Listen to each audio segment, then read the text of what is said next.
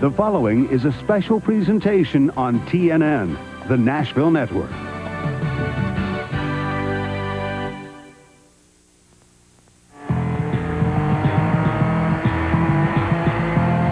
The last time the Winston West Series came to Tucson Raceway Park, it was to decide the 1994 Series Championship. Garrett Evans came this close to the wall and the win. And a new star was born nationwide as Ron Hornaday went to victory lane. Mike Chase in number 50 wrapped up his Winston West Series Championship. Chase now heads east with a full-time Winston Cup ride. Today, after a round of musical chairs, Winston West returns to Tucson to begin the chase for the 95 championship.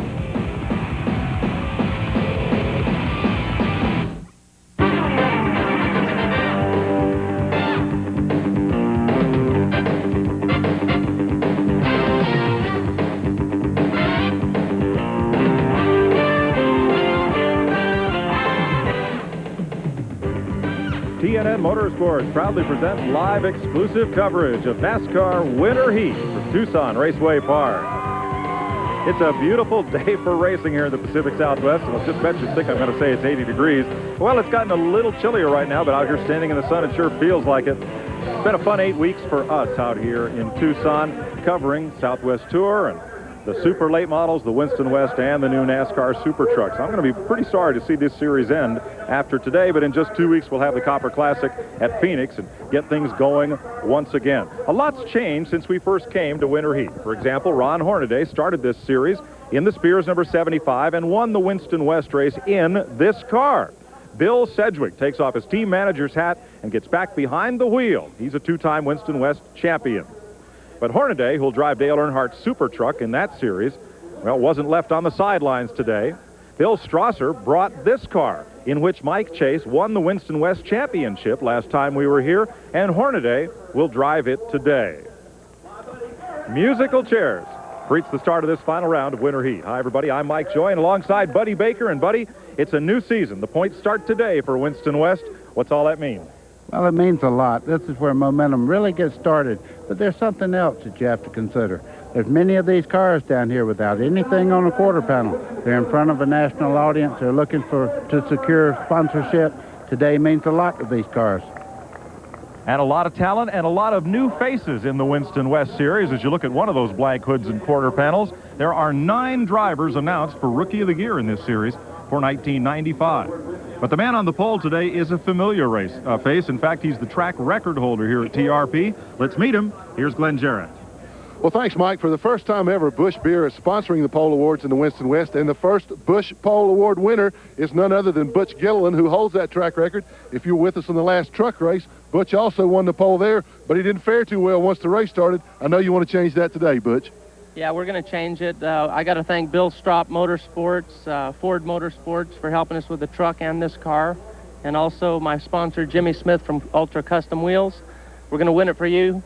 Keep rooting for us. We're ready. Well, he's got a list taped inside the car of the people he wants to thank when he gets to victory lane. Now, oddly enough, or amazingly enough, Butch has run this racetrack 4 times. He's sat on the pole every time he's been here. What is it about this place, Butch? The people from Tucson welcome me. And I look at this as my home track, and I just got all the confidence in the world to win. Well, he's got the car to do it today. This is a good car, probably the best chance he's ever had to win here. Butch's best finish so far at Tucson has been second. He's looking to improve on that today. A lot of guys out there want to change that. We'll be right back.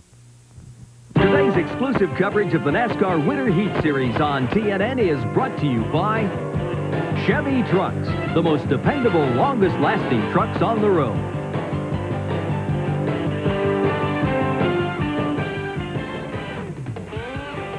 Well, we're set to go racing here in Tucson, Arizona for the final Winter Heat show, the 94-95 winter season.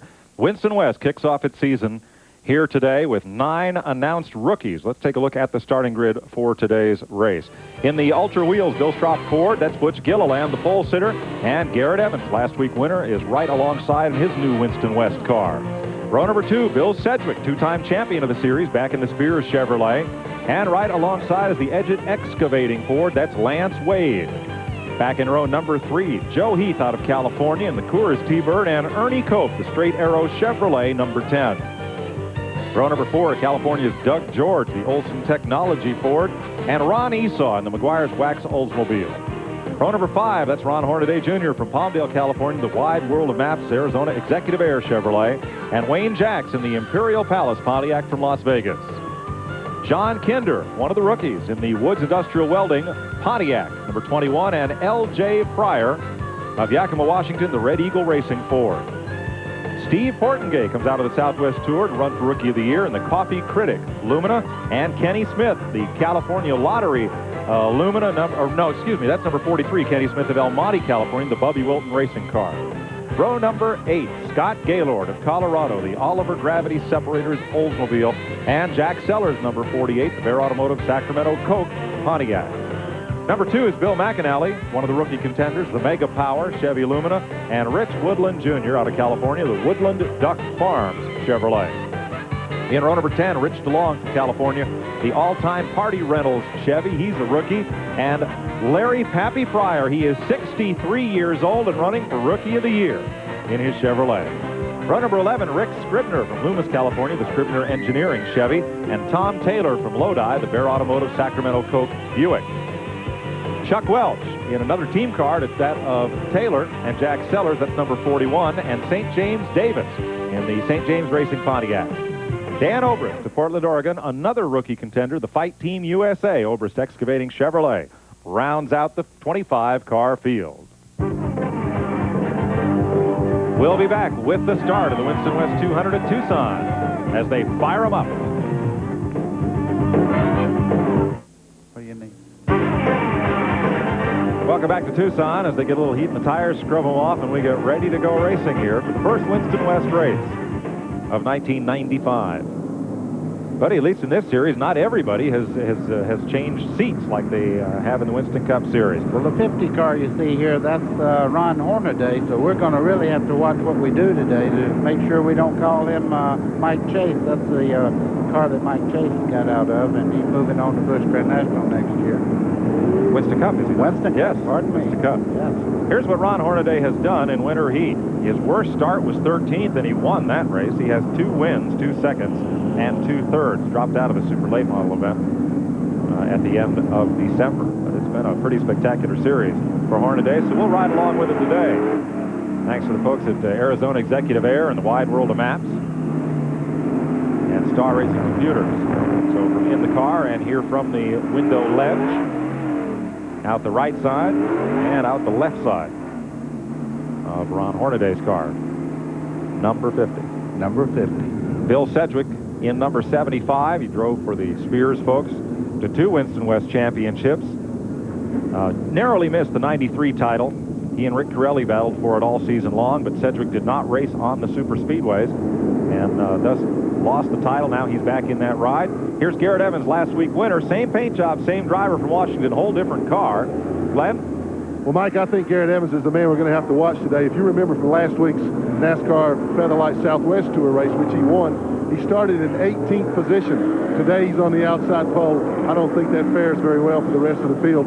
He loves this place and he wants this win. He's running for Rookie of the Year in the Winston West, as well as chasing the championship. Wants to be the first man to ever do that. And he's got my vote for being the one that can do it. And that car is self-sponsored. His dad's a used car lot up there in Washington, along with Yakima Insulation sponsoring Garrett Evans. And he's looking for a truck ride as well. He'd love to be in that truck series.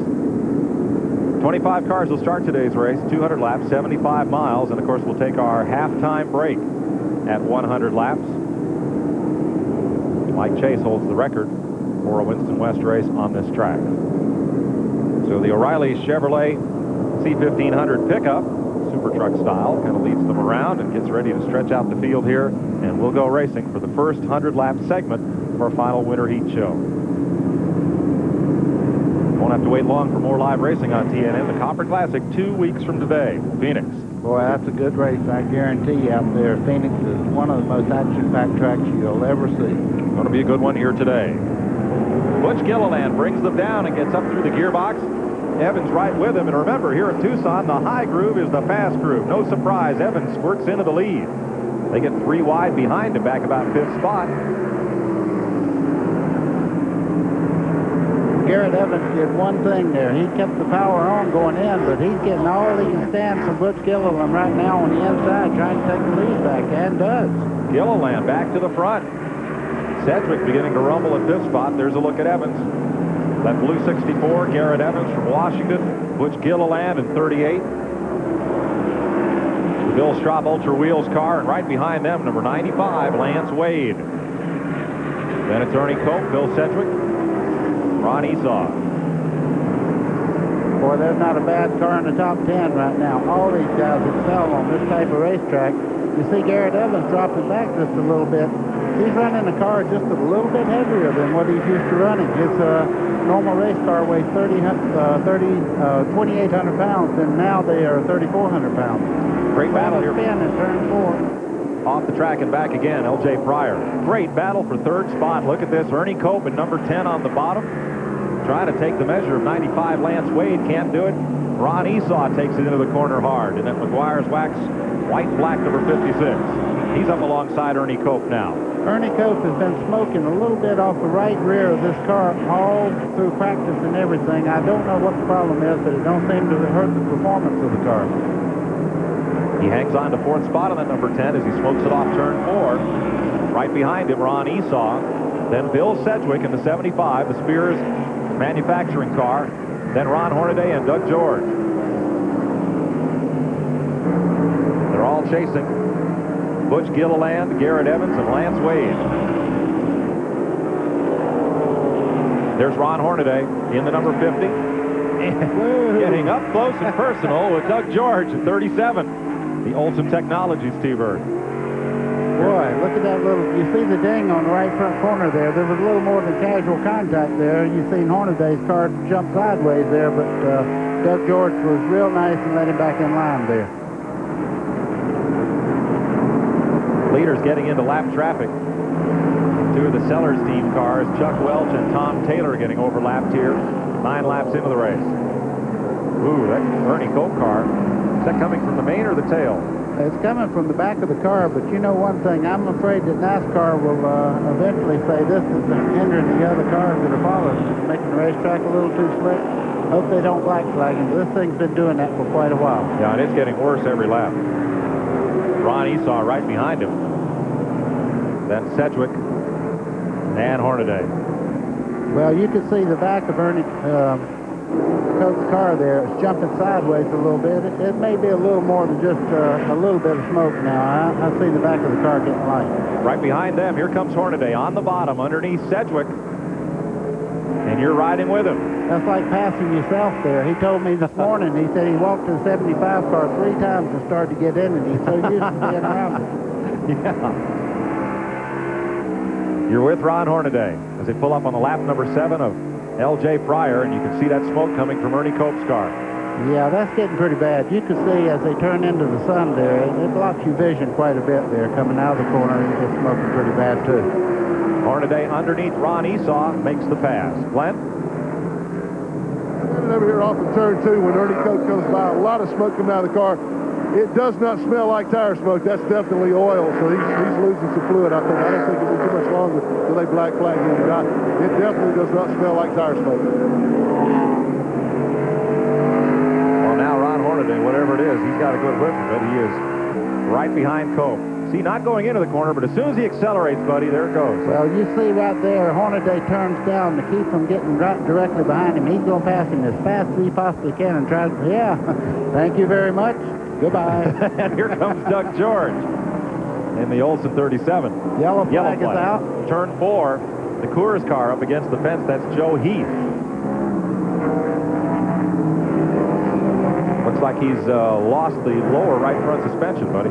Steve Portengay is smoking quite a bit. He's heading for the pit entrance also, so he must have been involved in that little fracas there. So Portengay, the coffee critic, Mission Linen Chevy, goes off. Glenn? Well, Mike happened to be looking right at it because as I was talking about Ernie Cope smoking, Steve Portengay also started smoking Going into turn 3, he dove down under Joe Heath in car number 90. It looked like something let go on Portengay's car because he went right into Joe and knocked Joe up into the wall. Joe just a victim of circumstances. When Portengay came by me here to go back into the pits, the right front tire was down on it again. That's the 3rd time that he's had a right front tire blow on the car. Got to be a suspension problem there. He got in the wall earlier on today. Thanks, Glenn. We're under caution here at 18 laps. As winter heat rolls on, Gilliland, Evans, Wade, Hornaday, and Doug George are your top 5. We'll be right back.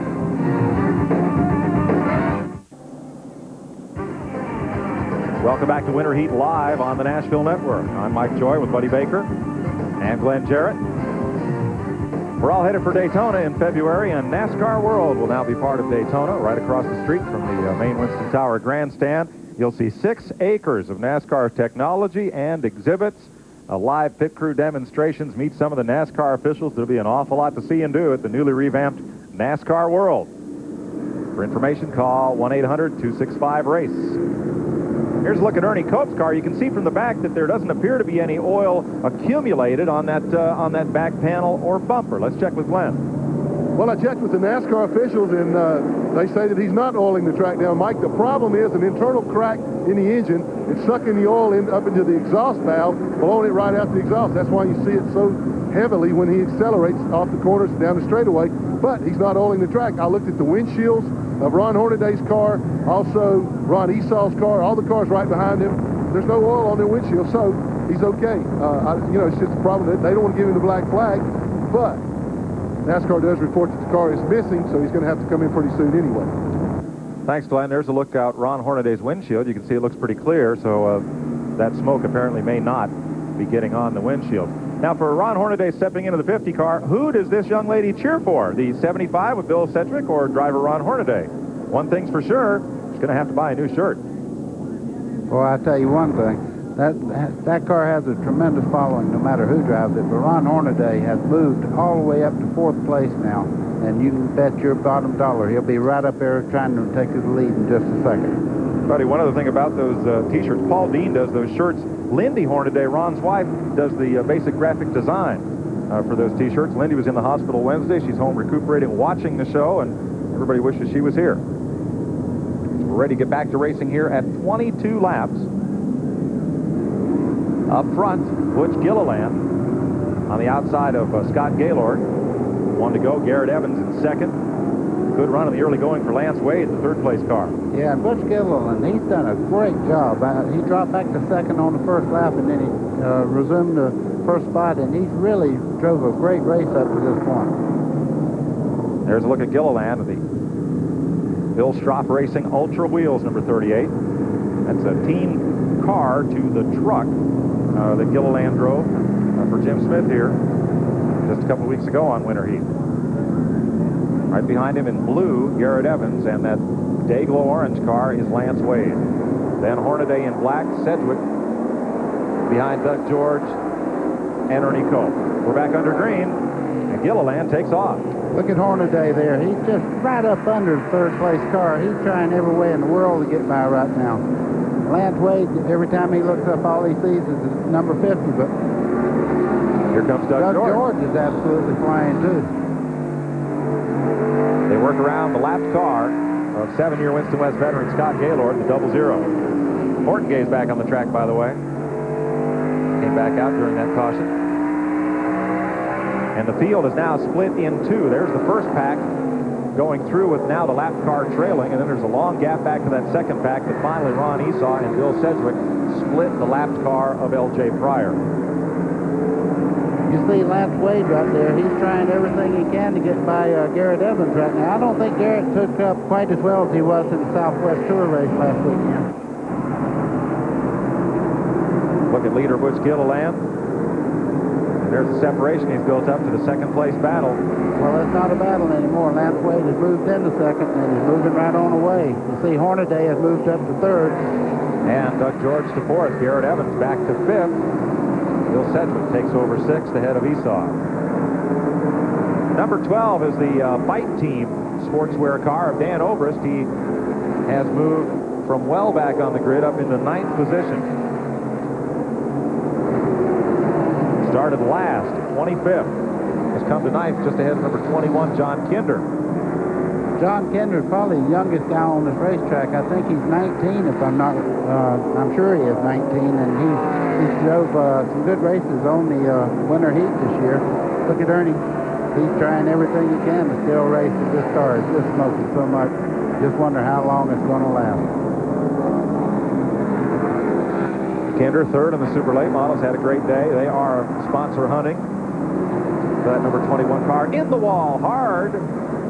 Goes the number 43, Kenny Smith.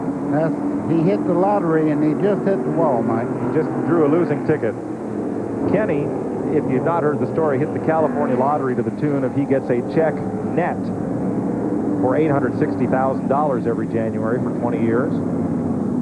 And took that money and decided to go Winston West racing. Did not have a winning ticket today. He's okay. Yeah, he just gives thumbs up. Everything's fine. But they didn't draw his number. Oh, he hit pretty hard. The right front went almost directly into the wall there. And I mean, it tore up some stuff. So Kenny Smith brings out the second caution flag at lap 33. Glenn? Well, guys, you can see the skid marks from when Kenny Smith, his car went into the wall right in the middle of turns 1 and 2. In the middle of the corner, it just turned straight up, hit the Winston Racing Series sign, bounced off. Now, Kenny is okay.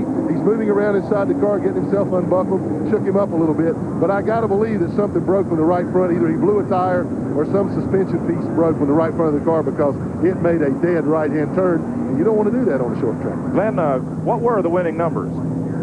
Well, let's see, 16, 18, 28.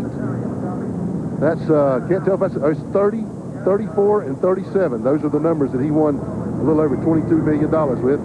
I just think I want to go down there and just like touch him, you know? Not today. One thing about it, Glenn, he's waving to the crowd and everything. You can tell this man has $22 million. I never waved after I tore my cars up. Well, we asked Kenny Smith about taking his winnings and going racing and about his new deal to run Winston West here in 1995. I'm just so fortunate my wife and I won the lotto that we could afford to do this now. It's one of those deals you're on a TV or on your couch just watching, and now we're here.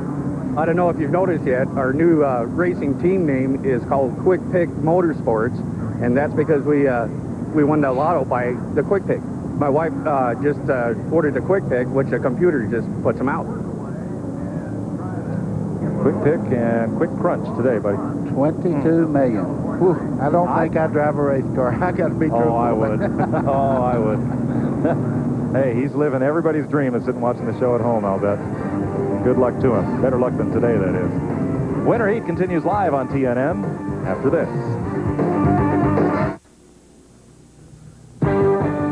Now, they're Hornady fans, no doubt about it. The signs to prove it. He was part-time race car driver and full-time cowboy singer and always pure entertainer. Racing legend Richard Petty with Gene Autry and Barbara Mandrell and lots of folks talk about the life and times of Marty Robbins, a TNN special presentation Tuesday, January 24th, 8 p.m. Eastern Time here on the Nashville Network. Glenn? Well, Mike, Kenny Smith has crawled from his battered-up race car, and we speculated that something happened. Kenny, tell us what did happen. Well, I was going into turn 3, and the right front tire just exploded on me. Well, it doesn't look like you're going to be in business for a while. I know you want to get back and work on the car. Better luck to you next time. He did have a big smile on his face, buddy. I figure that's still because he's got $21,975,000 worth of money left. He did about $25,000 damage. Now, you can tell how hard he hit the wall because he said he went into turn 3. He hit the wall in the middle of turns 1 and 2. He hit hard. Yes, he did. We're back to green. And Butch Gilliland at 38 takes off around Steve Portgay's lap car. And he now has a cushion on Lance Wade in second place here. Well, Portgay's fixed this car twice today, and you see that when they fixed it, it seems to come right back. He's running very well. As a matter of fact, he's trying to get by the leader right now. For what reason, I don't know, but he's trying to get by him. Get one of his laps back. Buddy, do you figure it's a hard adjustment for these tour drivers to come out of 2,900-pound cars into 3,400-pound cars? Well, I tell you, it has to be. When you go up in weight like that, Mike, what you do, you use the tires more because you're used to the car sticking a lot better in the corner with a lighter weight car. And So for some of these fellows that are new to the series, like Fortengay, Dan Oberst, Ernie Cope, L.J. Pryor, like I said, there are 9 rookie contenders here. Garrett Evans as well, who presently runs this race in 6th place. Battles for 4th, Doug George in blue there. Look back from leader Butch Gilliland alongside the number 50 of Ron Hornaday. There's George on the bottom. Boy, Doug George is manhandling that car. It's a little bit loose, but he's driving it for everything it's worth. Whoa! Almost going out here is Scott Gaylord. Got up there in the Glenn Jarrett seats in turn 2.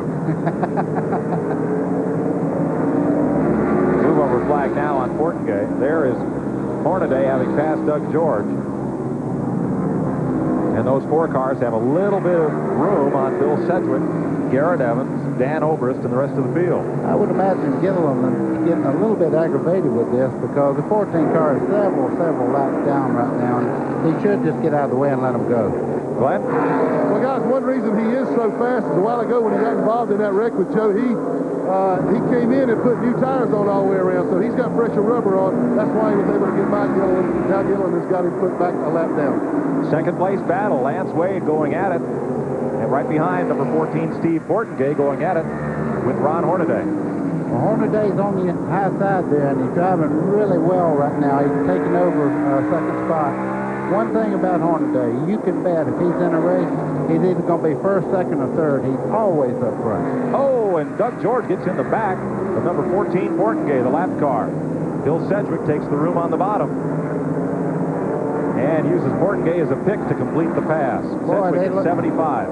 They hadn't told them that Sedgwick's driving that 75. They looked down and seen that 75 coming up, and they said, "Ron Hornaday, let me out of here." Well, regardless of which of those 2 drivers is in it, that car is fast.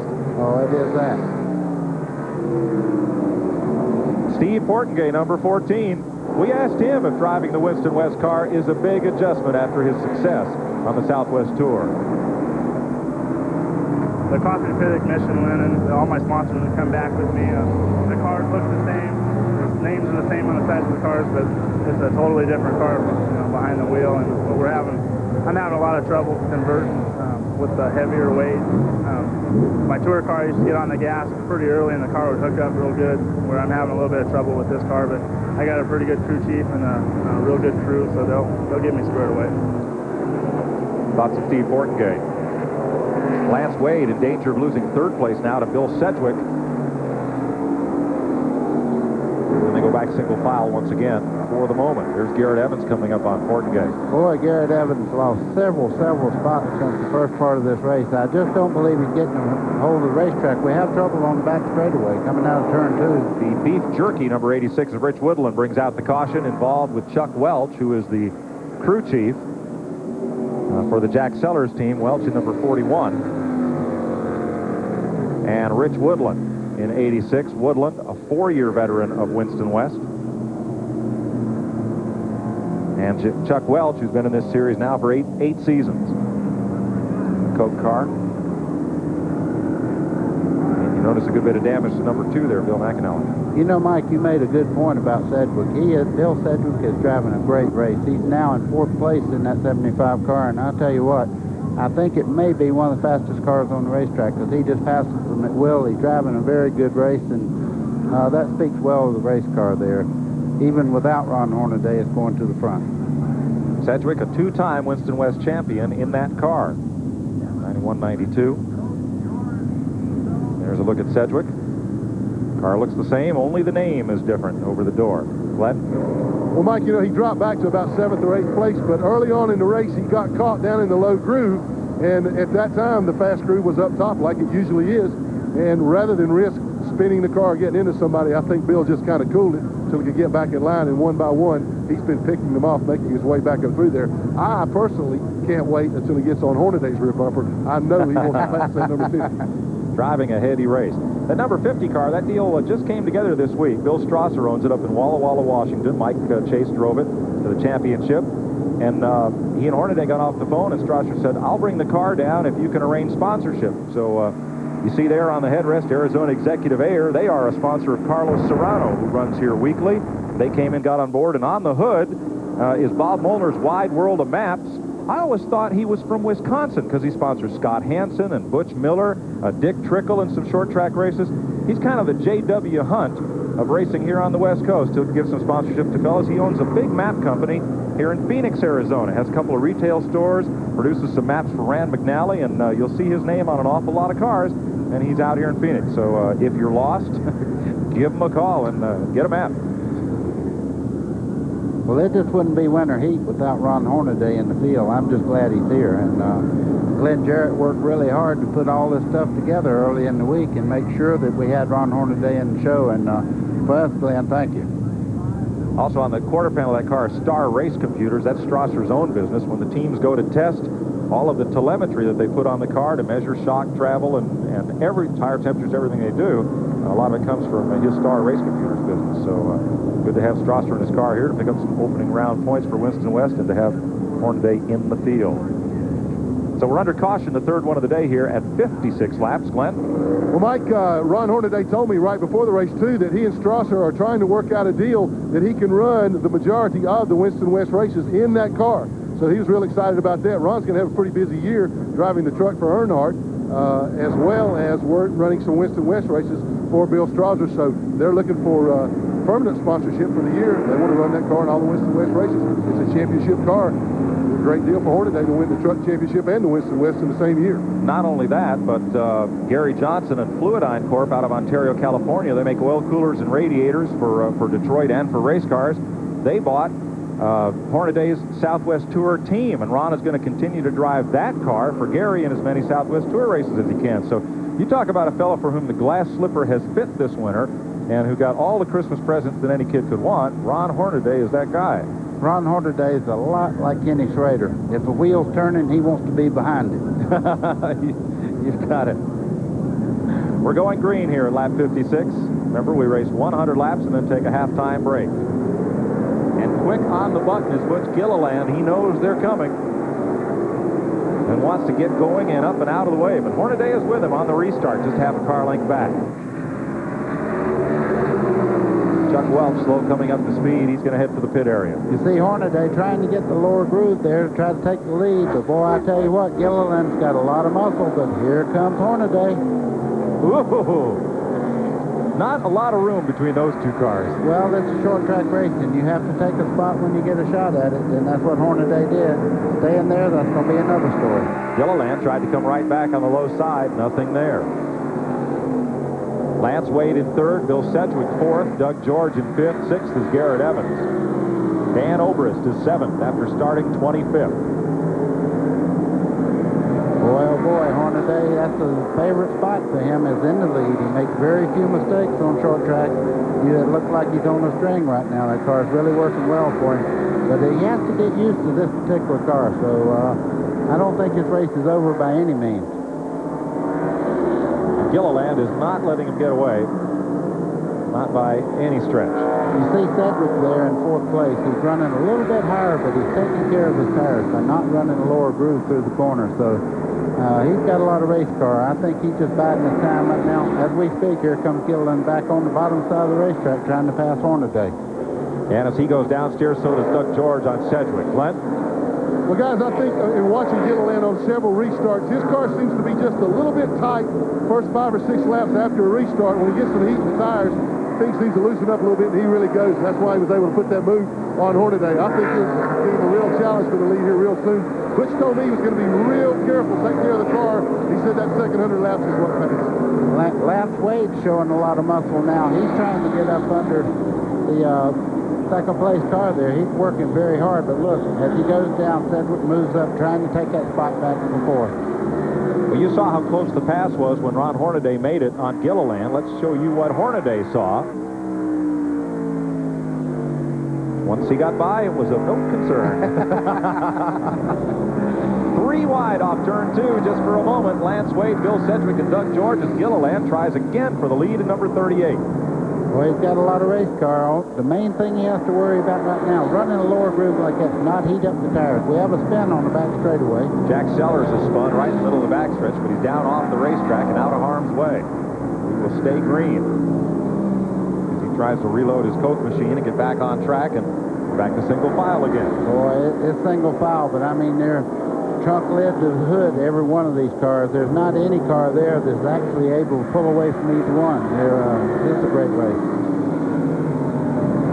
Now, if you're Doug George on the tail end of that line in that blue car, if you're driving on the highway, they'll tell you, look a few cars ahead for what you can see. If you're in that race car, buddy, are you looking at 4th place or are you looking up at that whole pack ahead? Doug George right now is looking for a hole. He don't care anything about what's going on. As you see, he goes by right now. He gets by Lance Wade and takes over 3rd spot. So now it's Hornaday in the 50, Gilliland 38, 75, Bill Sedgwick moving up a spot at a time. Doug George in 37, Lance Wade and Garrett Evans. Glenn? If you look on the right side of Butch Gilliland's car, Mike, you can see a couple of donuts, a couple of tire marks there. He got those the last time he got under Hornaday. They got together. Ron got loose coming off of turn 2 over here, and it gave Butch a little bit of an opening. He took it, but they got together down turns 3 and 4. Butch backed off. I honestly think right now that Hornaday is holding Gilliland up a little bit. That's why everybody's stacked up behind him. I think Butch, if he could get by him, he could pull away from him, but he doesn't have any room to get by him. Could well be, Glenn. Another interesting point on this battle. In Winston Cup racing, Goodyear is now the sole tire supplier, but here in Winston West, the lead car of Hornaday is on Goodyear's. Gilliland in 2nd place, and Sedgwick in 3rd are on Hoosier's. Boy, and they all look like they're hooking up quite well, but I agree with Glenn right now. I think Hornaday may be the slowest of the 5 stars there, but he's running a very smooth line around the racetrack. There's the replay of that bump Glenn talked about that put a couple of smiles in Gilliland's paint job. Right there. Well, if anybody's going to hit me, I want him to hit me just like that. He didn't even upset Hornaday at all. He just got into him very lightly. 73 laps are complete as the leaders work traffic once again. Ron Hornaday on the point, Butch Gilliland and Bill Sedgwick in 3rd, battling for 2nd. Boy, Sedgwick's not wasting any time. He's taking over 2nd place. He's trying very hard now. We've got some lap cars here that are going to come into the fray. Yep, Sedgwick had to roll out of it, find a place in line, and they're back to single file once again. 75 laps complete, Gilliland to the bottom. Boy, this is an impressive run by Gilliland. He's just sitting there, got a lot of race car.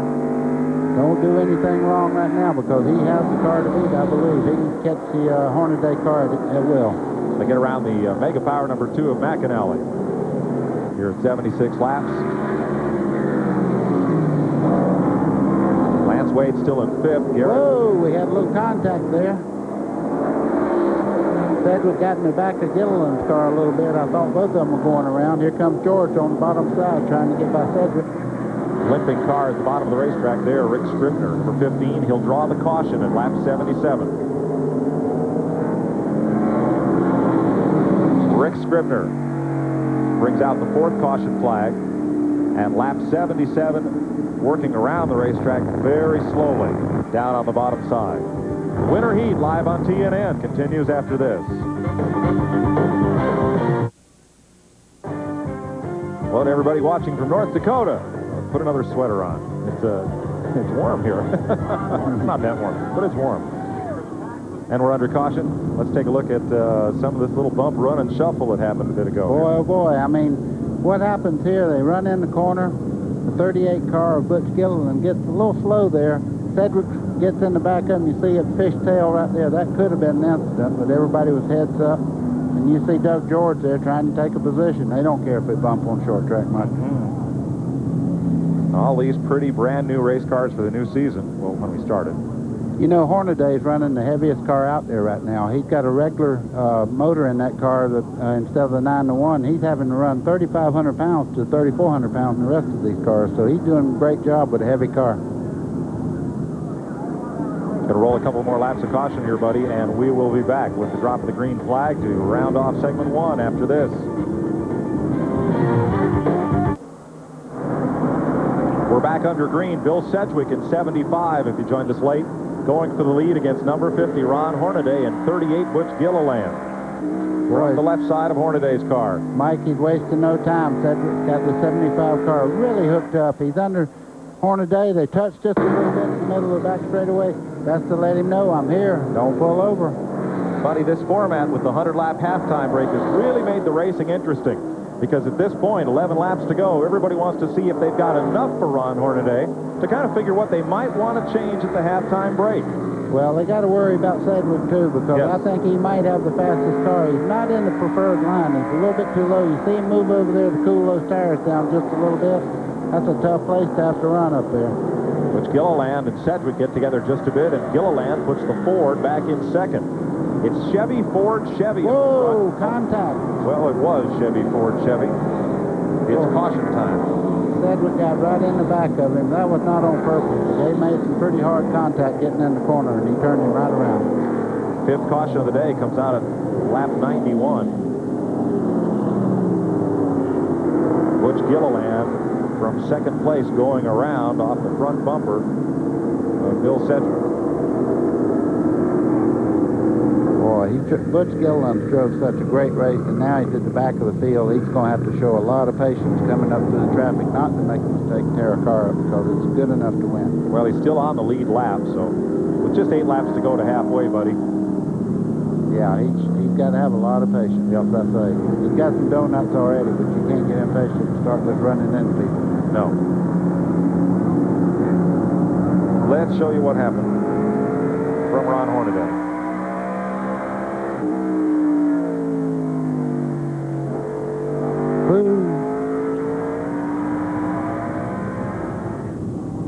And here's another angle.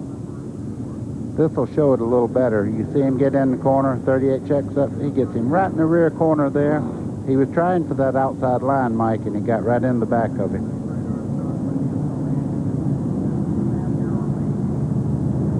You see they're running the same speed right here. He touches him right on the right rear, and it turns him right around. Well, of course, we can't judge intent, and nobody can looking at these angles or the replays without asking the drivers involved, but I don't know if that one is holed up in traffic court, do you? We'll be right back with 8 laps to go to halftime, live on TNN.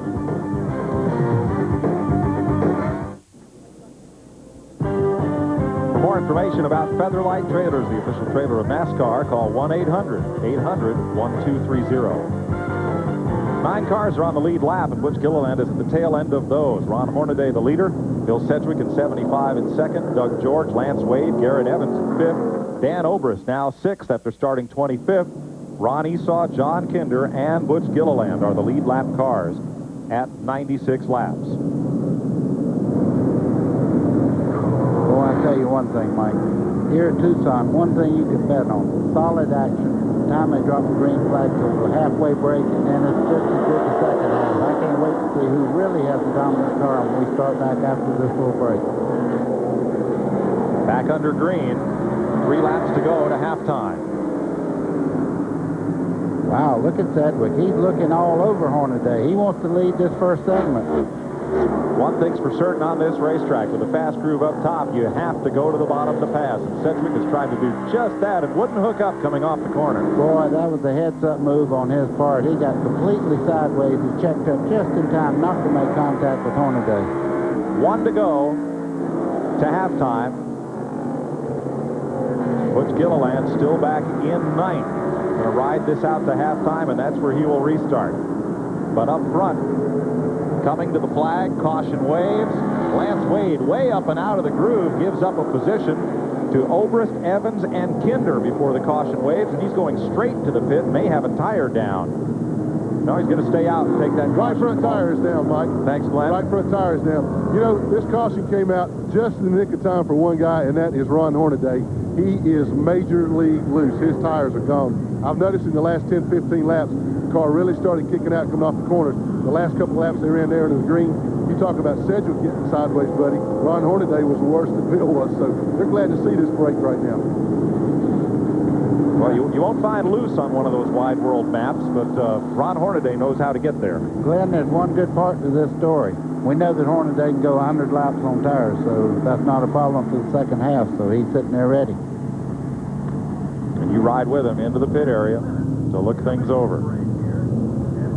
We are under the halftime break. Ron Hornaday leading Bill Sedgwick, Doug George. Dan Obrist came from 25th to 4th in 100 laps. Garrett Evans is 5th. We'll be right back.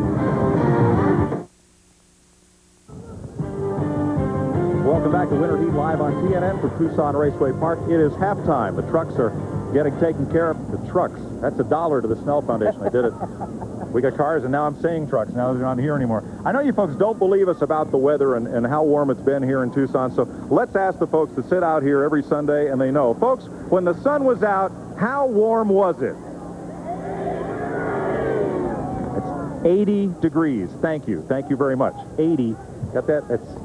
It's warm. Just take our word for it. It's warm. And it's been fun racing. You know, Bill Sedgwick, fella's out of the car for a season. You know, Ron Hornaday drives it, jumps out, jumps right back in like he never left. Well, the good part is Winston West is alive and well, folks. You can guarantee yourself when you go out to watch these guys run, you're going to see a competitive race, and it's really fun to watch. Tucson Raceway, great. I hate to see the series end. I do, too. Good battle, buddy, the Goodyear tires versus the Hoosiers. They've each had a shot at the front today.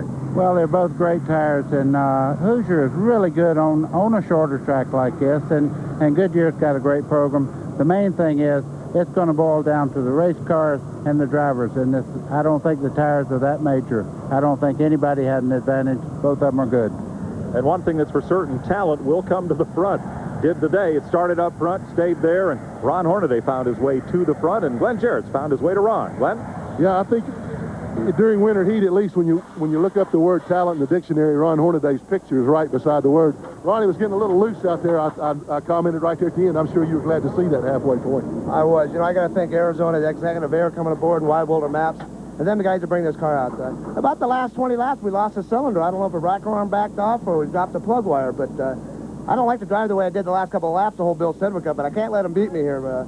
It's a tough. I mean, the car was great. We're just a little bit loose, but we dropped the cylinder. So if they get this thing running back again, I hope that we can just go on. Well, I see they're working under the hood now. Do they think it's something that they may be able to repair? It sounds like the motor got a little bit noisy towards the end. I think they found a rocker arm came loose. But I just got to say hi to my wife and kids. I hope my wife's getting better. And, you know, Goodyear tires have been great on this thing. You know, we got Hoosiers behind us, and these Goodyears will just keep on going forward.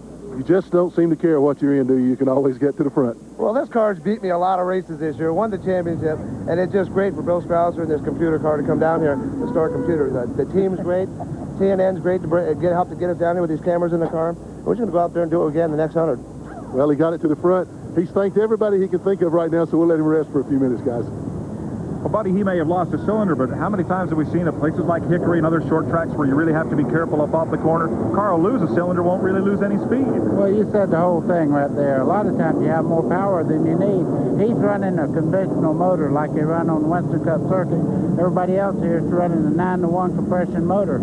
So what's happening right now, he's probably horsepower-wise the same as they are, but there's one big difference. He's carrying 100 pounds more. Now, we'll see in the second half whether that's going to really take a lot out of his tires or not. Okay. And the 9 rookies in the field, most of them giving a good account of themselves. And how about that run by Dan Obrist from 25th to 4th in 100 laps? Well, I tell you what, everybody's trying really hard, and as we said before, everybody's trying to do the best they can. National exposure, this means a lot to these guys to secure a sponsorship. This is going to mean a lot to every one of them. Let's show you a couple of replays. First, real time from Ron Hornaday's car of some of the battling that went on here in these first 100 laps.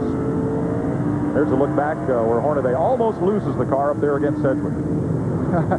Well, that's kind of common. I think they lost him 400 times in the first part of this deal, and they all managed to get him back. There was some pushing and shoving, but I guarantee you it's just good short track racing. Well, that's pretty typical of the great battling we've had throughout the 8 weeks of this series. I wish it were 10, and I guess if Christmas and New Year's fell in the middle of the week, maybe we could do something like that. And already we're getting a lot of calls about whether or not Winter Heat will be back next year. We'd encourage folks to write NASCAR, Daytona Beach, Florida, and write viewer services at the Nashville Network, Nashville, Tennessee. If you like our Winter Heat series and want to see it back again next winter, we want to come back. Yeah, write your letter on a snow shovel and send it along to NASCAR Daytona Beach. We'll try to get some further word here in a minute. Mike, all we got to do is get a muffler for this jet blower, and we'll be in business. Pass the suntan lotion, buddy, and we'll be right back to Winter Heat right after these messages.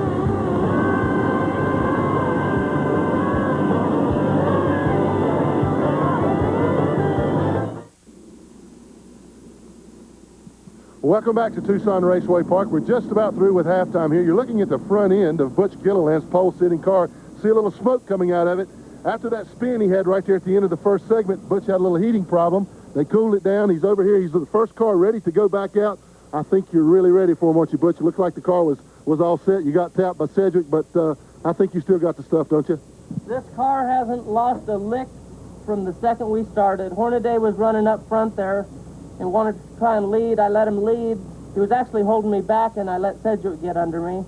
But our car's got every bit as much at the end as it did at the beginning, so we're in good shape. The heating problem, you think you've got that corrected now? Yeah, I didn't have the fan on. We were running fast enough when we were up front. I was getting plenty of air through the radiator. Then when I got in the back there, I didn't turn the fans on, and it just didn't get enough frontal air pressure. Well, Butch says that he's ready. He says the car still has the stuff. You heard him say that. He's had this position one time before here at Tucson Raceway Park when he had a spin. He came back through the field, finished second. I still think he's got the muscle to do it today. Let's go back upstairs to Mike. That may well be, Glenn, and he certainly sounds focused.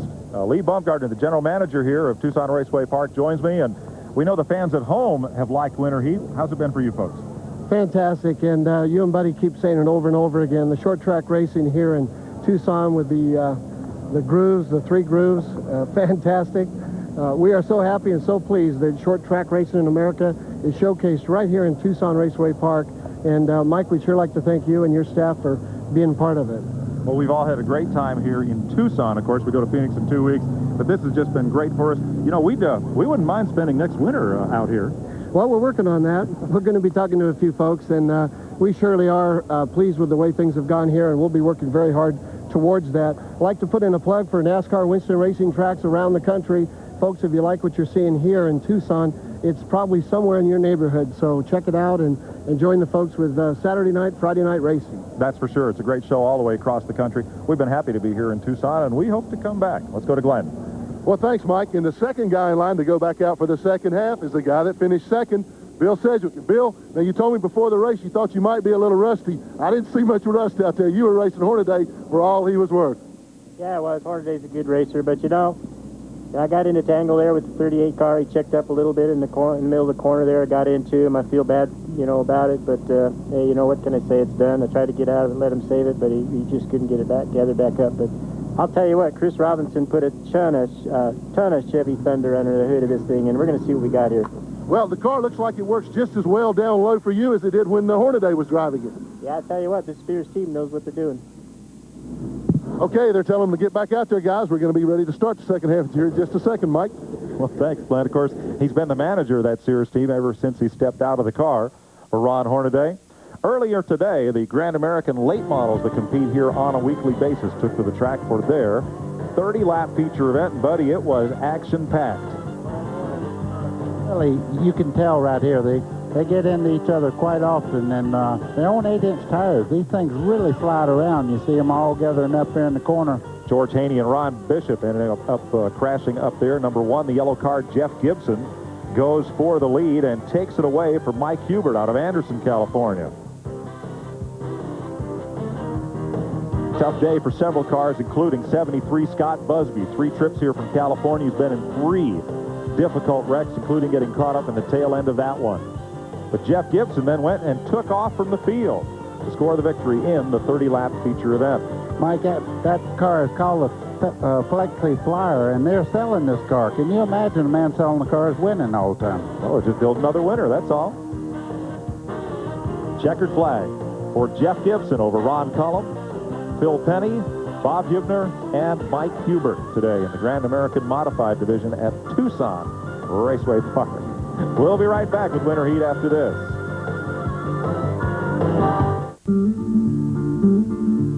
The saguaro cactus grow only in the Sonoran Desert that runs between Tucson and, yes, Phoenix. I'll figure out what... I need to go to Wide World of Maps to figure out what darn city I'm in here.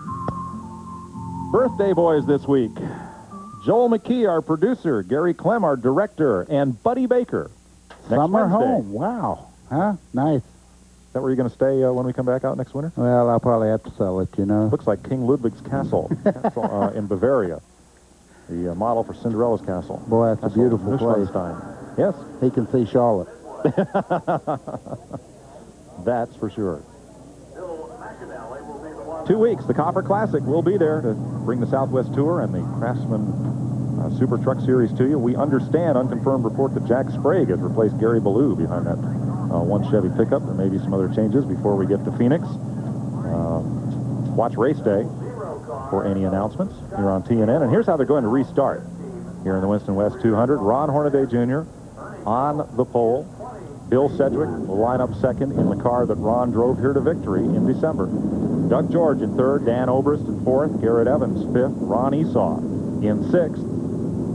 John Kinder, Lance Wade, and Butch Gilliland are all on the lead lap. One lap down are Jack Sellers, LJ Happy Pryor. No, that's the kid there. That's the kid, 40 years old, running for Rookie of the Year in 11th. And Tom Taylor in number 4. Rich Woodland, Chuck Welch, Bill McAnally, Richard Long, Scott Gaylord, and Ernie Cope back in 18th. And 19th, St. James Davis.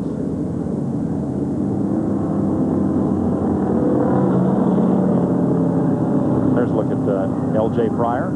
And as we said, he is 40 years old, running for Rookie of the Year in the Winston West Series after 4 years part-time in Winston West. And his dad, in number 6, Happy Pryor, 64 years old. Wowee. Rookie contender. And drives very well, by the way. Yes, he does. And sponsor hunting, as are a number of these cars in this series. 64 rookie contender. What doesn't sound right in that sentence? Well, I give him a lot of credit. I think that's great. Well, I tell you one thing. This is kind of like walking out to the beach. This is the quiet before the storm right now. Everybody's sitting there. They're kind of weaving back and forth, taking all the debris off the racetrack, getting it off the tires and throwing it away so they can get after it when they drop the green flag. Which we're about to do. This starts the official point counting season for Winston West. 2 weeks from today, 2 more series will make their official 95 debuts at the Copper World Classic. Sponsored by Skull Bandit Racing, the Featherlight Southwest Tour. Immediately followed by the first point race for the NASCAR Super Truck Series by Craftsman. 4 o'clock Eastern Time, 2.5 hours of live racing to kick off 95, 2 weeks from today, and only on TNN. You know, Mike, those trucks will run somewhere close to 160 miles an hour down the straightaway. Now, I'm going to tell you what. That's carrying more than apples and oranges in the back of those things, isn't it? That is hauling a load of something. Glenn? Mike, just one quick comment. You commented a couple of times about the great job that Dan Oberst did coming from last place. NASCAR tells me that he is still on the lead lap. He has had to go to the rear, though, because he changed the right rear spring during halftime there. If you make a spring change, you have to go to the rear of the field. But I tell you, he did an awfully good job staying on the lead lap. Still got a good chance in this thing. I was really impressed by his run up through there. It seemed like no time at all. You know, when we looked up, here he was running in the top 10 and started dead last. So they see a nice charge out of him. Talked a little bit with Garrett Evans about his car. He just shook his head. He said, man, I don't know. He said, when I go into the corner, it pushes. When I come off the corner, it's loose. He said, I don't know. They made major adjustments on it. He said it was just a shot in the dark whether they were going to be able to make it to where he could contend or not. He was pretty disappointed, particularly after his great run last week. Evans trying to put together a sponsor to run the full Winston West season. Would just as soon have a ride in the Craftsman Super Truck Series if he can locate one. Boy, I hope he does get hooked up. And I also hope, you said Gary Ballou has been replaced in truck ride. I hope he finds one, because I do too. You talk about a great driver now. He can really make one get on with it. So, Gary, I hope you come up with another truck ride. I'm sure he will. He will be in something, and he'll be a factor wherever he races this year. You're in Ron Hornaday's car, looking for the green flag. Boy, he is on it, and green waves. There's a goodbye to the rest of the field as Hornaday gets a quick green light and goes racing. Can you imagine? He said he dropped the cylinder, and look at that thing take off. You talk about somebody who got through the gears here. I highly suspect that car did not drop a cylinder. It might have had a little bit of ignition problem or something like that, but he's running so well that it's hard to believe it's got a cylinder down. Whatever it was, it sure looks like it's fixed now. As Hornaday stretches out Bill Sedgwick. If you joined us late, Sedgwick is in the 75. That was Hornaday's ride, which he relinquished when he accepted the offer from Dale Earnhardt to drive Earnhardt's Super Truck. Cedric is getting in the corner so much better than Hornaday. He's going to catch him in 2 or 3 laps. The yellow flag is out. Happy has trouble on the front straightaway here. Happy Pryor brings out the caution.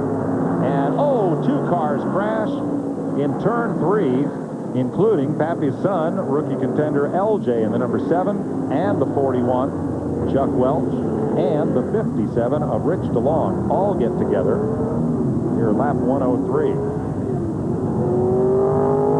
Well, the Pryor family has quickly had big trouble. Yeah, that's pretty bad. Pappy lost a motor, and I think he put some oil down on the racetrack, and the other cars got in it going into turn 3 over there. Just it was a chain reaction. Glenn, how'd it look from turn 2? Well, Mike, that's exactly what happened. Pappy blew an engine going into 3. He got oil all over the racetrack. In fact, you can see the oil as you come up through the pit. Up on the pit right here, you can see the oil that Pappy was dumping on the track. Hornaday got in it as he slowed down there, and those other 2 cars, I guess they were racing for position. One of them being LJ Pryor, Pappy's son. He's knocked the whole front end off of his car, but that's too bad, but that's exactly what happened, buddy. Everybody okay? And some of those brand new looking cars aren't so anymore. You see a lot of speedy dry in turn 3 that they're putting down, the snail's trail left by Larry Pryor after he came around the racetrack. We'll be right back. The TNN team stays at the Viscount Suite Hotel. The Viscount Suite is the place to stay in Tucson. Call 1-800-527-9666 for reservations and information. Well, Bill Sedgwick was the team manager for Ron Hornaday in the Spears car, so now that he is driving, of course, some of those responsibilities have to be relinquished, and Bob Rahilly, former Winston Cup car owner and engine builder, is on the horn to Sedgwick. He is the spotter and crew chief for Sedgwick today, since splitting with Butch Mock, who continues to own the coincidentally numbered 75 Winston Cup car. Bob is busy in North Carolina building engines for race cars, Busch Winston Cup, and race boats. 950 horsepower, 500 cubic inch dual quad engines. And what a week Rahilly's had. Wednesday, he was in the Republic of Dubai at a boat race. Then he went to Daytona for the 3-day Ford test and then came out here. And tells us in 2 weeks along with us he's going to Copper Classic to work with Sedgwick. And it means he'll miss the Rolex 24 Hours at Daytona for the first time since 1966. He and Jerry Garrett, myself, a lot of us have been at that race just about every year. We'll be at the Copper Classic. Well, Rahilly is one of the best as far as plate motors are concerned, so I know he hates to miss Daytona. He really has had a lot of success there. And Bob, his brother Dick, and 5 employees busy building engines there in North Carolina.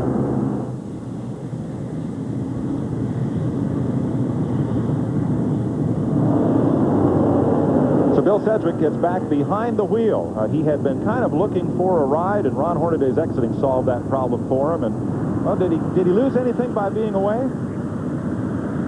No, I kept it up. You know, I just figured, you know, someday along the line, maybe I'll get to drive something someday. But I love working on them, too, as well as driving them. I like driving them better, but I like working on them. I learned a lot working with Ronnie. I learned watching his driving style, learned a little bit from that. And I still learned a lot working with the chassis and the car. Lots of Bill Sedgwick, who runs in 2nd place here in Tucson.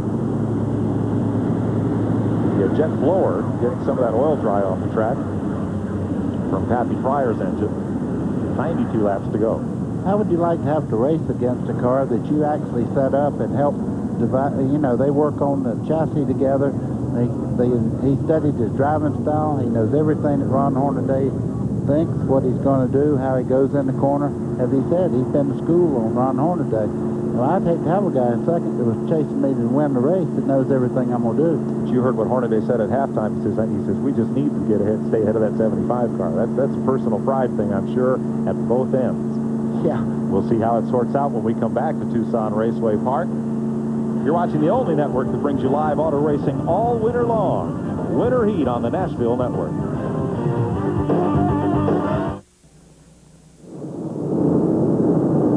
Cautions in the first half of this race, only one so far in the second as we get ready to restart. Mike Joy with Buddy Baker and Glenn Jarrett here in Tucson for our final round of Winter Heat for 1994-95. 2 weeks, the Copper Classic live on TNN. Live racing all year round. Well, let's see what Bill Sedgwick has for Ron Hornaday. Ron Esau has moved up to 3rd now in the McGuire's wax car. Doug George in 4th, Garrett Evans is 5th, John Kinder 6th, Butch Gilliland is now 7th, Lance Wade is 8th, and Dan Ober is 9th. Those are the cars on the lead lap. Well, Hornaday didn't get quite as big a jump on the start there over Sedgwick as he did the time before. You see there's only a couple of car lengths difference. There wasn't quite as many lap cars involved in the start there. Pretty much single file among the first 8 cars now as they clear lap traffic. Mike, I got to tell you, I think Hornaday's in trouble. Sedgwick is really flying around the lower part of this racetrack. When they start in the corner, he gained 3 car lengths on him getting in the corner, as you can see right there. But there's the difference right there. He's not quite as quick up and off the corner as Hornaday is in that top groove with the extra banking. Interesting matchup. I say.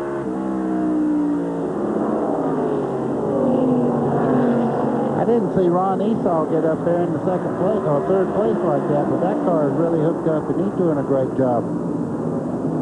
Sedgwick, he's looking everywhere he can to try to get an advantage, but you can bet one thing, Hornaday's not going to let him have the outside groove. Not at all.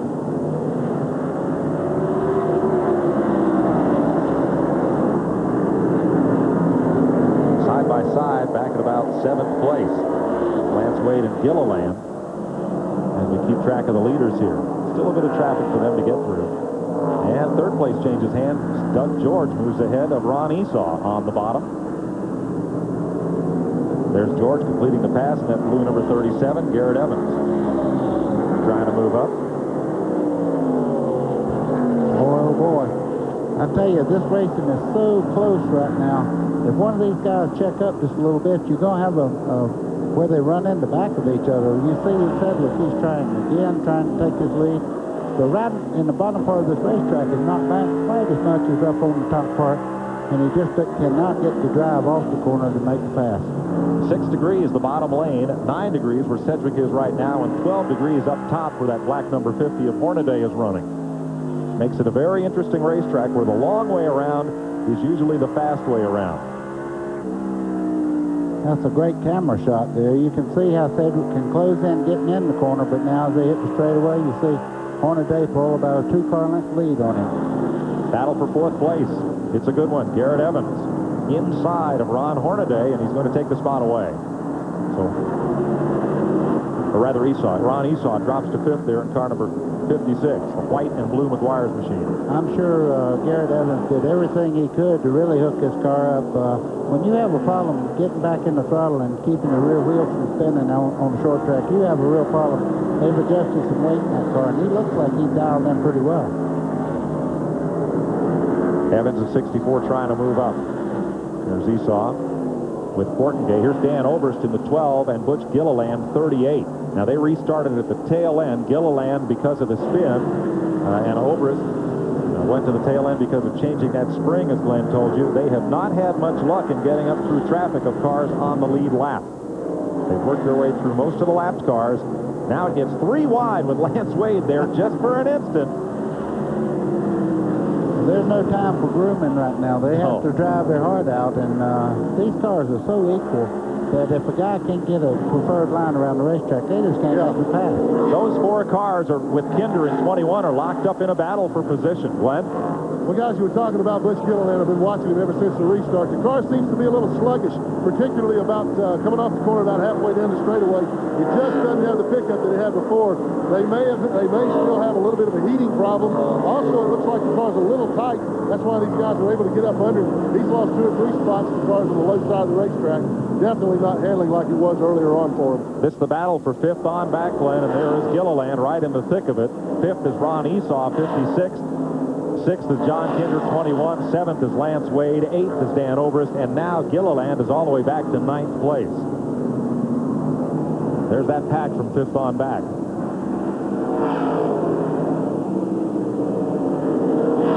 You watch Obrist, he's getting around this racetrack. He's in the number 12 car going down the back straightaway there. He is driving the heart out going in the corner. You see him gain some 2-3 car lengths going in, taking the outside line there. 3 wide again. Lance Wade on the bottom in 95. They're going to try it in turn 1. Whoa! It won't work. No way. Caution is out. Lap 129. 3 into 1. Lance Wade was on the bottom. John Kinder was in the middle. Then was Ron Esau up in the high side. And the two inside cars got together and waltzed around in turn 2. Mike, the bad part is John Kinder lost the lap on that spin. He couldn't get restarted and get back before they lapped him. You see him go in here.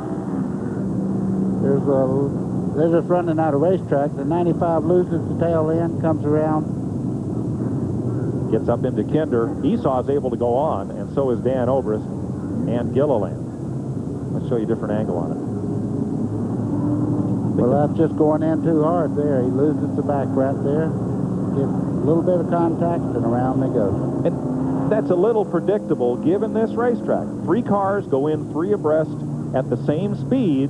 The guy in the top groove with the 12-degree bank is going to stick. The guy in the middle is going to be okay, and chances are the fellow on the bottom is going to have a tough time of it. Well, Mike Lance Wade went in, and where he went in the corner there is basically flat.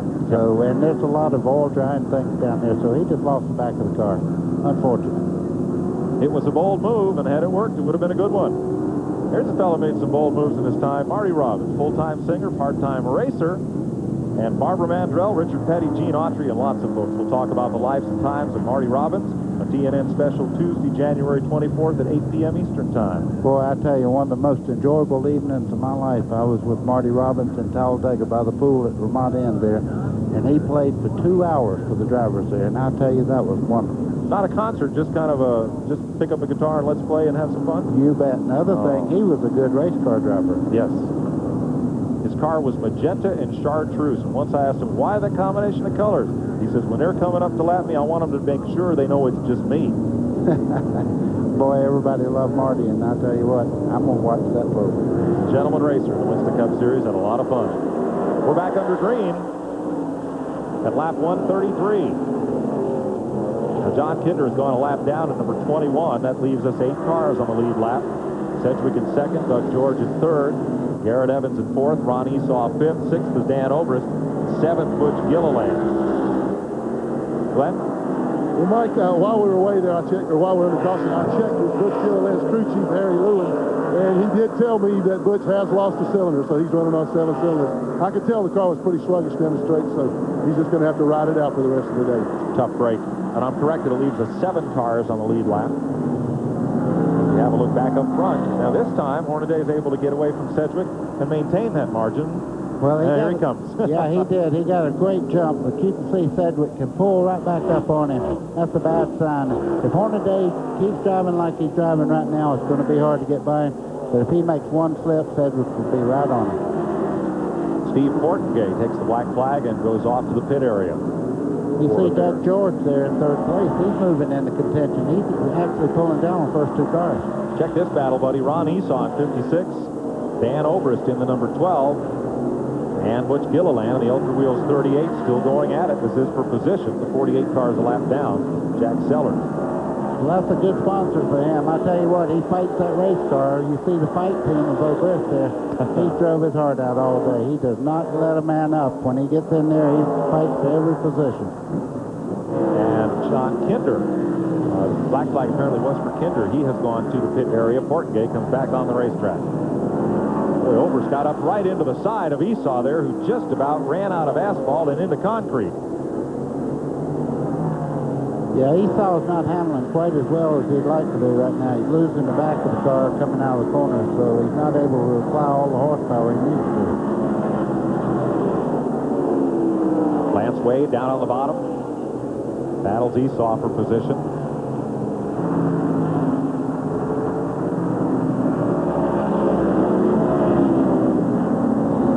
And the lead is tightening up. Here is Sedgwick. Right after it again. He is so good getting into the corner, buddy, but what happens to him in the middle of the corner? Well, he's running on the left banking, and he's really wearing his tires out. If you could see the difference, when you're on the bottom of the racetrack, it's just like you're putting a fire to that right front tire and right rear. So what happens is the whole car starts slipping, and the outside groove there, he's got more bank on the racetrack there, and he really takes care of the tires better. But he better get with it. That was a little contact there, it looked like. Boy, a lot of contact. No damage. They work around the 4 car of Tom Taylor. Boy, oh boy. That's a good case. You see right there on the door, there was some contact there. They got together, but these 2 guys respect each other. They're racing very hard right now for the lead, and they're certainly not going to just you know, turn each other, but they're going to take all they can get. That was heavy contact there coming up out of 2. There is nobody on this racetrack that either of those drivers wants to beat than the other guy. Hornaday in the 50 wants to beat the car he climbed out of. Sedgwick wants to show that he is more than capable of beating the fellow who got out of that car. And Doug George right here in the 37th actually closing in on the 2 lead cars now, so we're going to have a 3-way spin here in just a second. Back straightaway, Jack Sellers goes around. Second time that's happened today. First time there was no caution. He went off to the grass, and this time as well. We will continue. Under green. Oh, Sedgwick's working to the outside, trying to take that outside groove. No deal. Right back to the bottom. Hornaday just about made a mistake in. He almost gives Sedgwick enough room on the outside to take that outside line. If he had, it'd been adios. Still remains close at the front spot. 4th place, changing hands. Dan Obrist gets the fight team up into 4th, and look at who's right with him is Gilliland. Yeah, Gilliland's coming on. He might have a cylinder down, but he is flying up through there. Here comes Sedgwick. Well, I think he may have. But he's got to clear him, buddy. He's got the edge, so there he goes. Runs Hornaday right out of racing room for the moment. Now let's see how good Hornaday is on the bottom of the racetrack. Whoa! Baby, I'm glad he didn't touch him. Yes. Glenn? I don't think that Hornaday's going to be too good on the bottom of the racetrack because his car is already getting loose. Remember, I commented earlier on the last 20 laps, he really started kicking out. Well, it's already started that. He will not be able to pull that thing way down on the racetrack. He's going to have to back off and cool his tires a little bit. Meanwhile, Sedgwick is now at home up on top. He doesn't have to abuse his car quite as much. It's going to be tough for Ron Hornaday to mount a charge right now. That car's getting awfully loose. 49 laps to go, however. And Bill Sedgwick has gone to the lead. With Ron Hornaday in 2nd, Doug George in 3rd, 4th right now Dan Obrist, and 5th Butch Gilliland. We'll be right back at Tucson Raceway Park after this.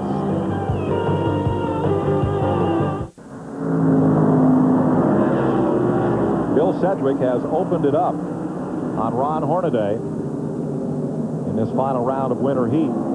Took him a long time to get past, but once he did, he's now opened up a lead of 1.2 seconds. You see Sedgwick right here. He is just about a half a car length lead as they drop off in the corner. Here comes Hornaday back on the outside. As they start off the corner, Sedgwick gets a good bite off there. He gets almost a full half car length. Now you see he has what it takes. He starts over. That is a Hornaday move that was used on Hornaday. He said he had been to school on him. That's right. Garrett Evans has gone to the pit area and returned. Let's have a look at the glare in turn 4, buddy, that we talked about on several of these shows. Well, what happens is when you turn in, going into turn 3 right here, you notice the whole windshield will turn, you see right there, that's when you lose all your vision going in that corner. So if the car's spinning there, you're in big trouble. Glenn Garrett Evans was on the lead lap. He was as high as 4th in the second half, then suddenly dropped back, went to the pit area, and he's back out. What was the problem? Mikey had slowed down a lot, was losing a lot of time. He came in, they changed right side tires. The right rear tire had a slow leak in it. It was going down, so he had to change that. He lost several laps in the pits. There were only 2 of his crew guys over there. A lot of these guys on limited budgets don't have full pit crews. But bad day for Garrett. He won't be a factor, but I'll guarantee you he will be before the year's over. Thanks, Glenn. 4th and 5th place, racing hard. There's Butch Gilliland in the Ford. In 5th, he and Dan Obrist were side by side a moment ago and running hard for that 4th position. Both these cars are running super well right now. They're hooked up. They're not losing any ground to the leader, but right now Sedgwick has checked out on Hornaday. If anything, Hornaday's in trouble because right behind him, Doug George is closing in to take over that spot. That would be 3rd as we look at the battle for 4th. Gilliland, like I said, he was alongside a bit ago, the pole-sitting car. But for now, Dan Obrist has climbed right back to where he was at halftime, 4th place. He changed the spring on that car, had to restart at the tail end. And now he's moved back up to 4th, right where he was running at the halftime break. 32 laps to go. And we'll put winter heat on the shelf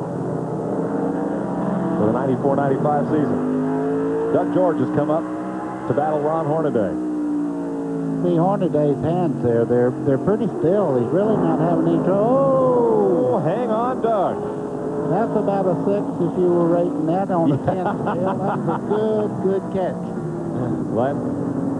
Well, I was watching Doug. He had really worked Hornaday hard, and Hornaday's car gets looser and looser and looser, but Doug just cranked it a little too hard, got in the throttle a little too heavy, trying to take that position from Ron, turned it sideways as you saw, but he'll catch him again before this race is over. Ron's car is extremely loose. He is doing a magnificent job of hanging on to what he's got. I don't see how he does it, buddy. He may be still over there, but over here he's got a double handful.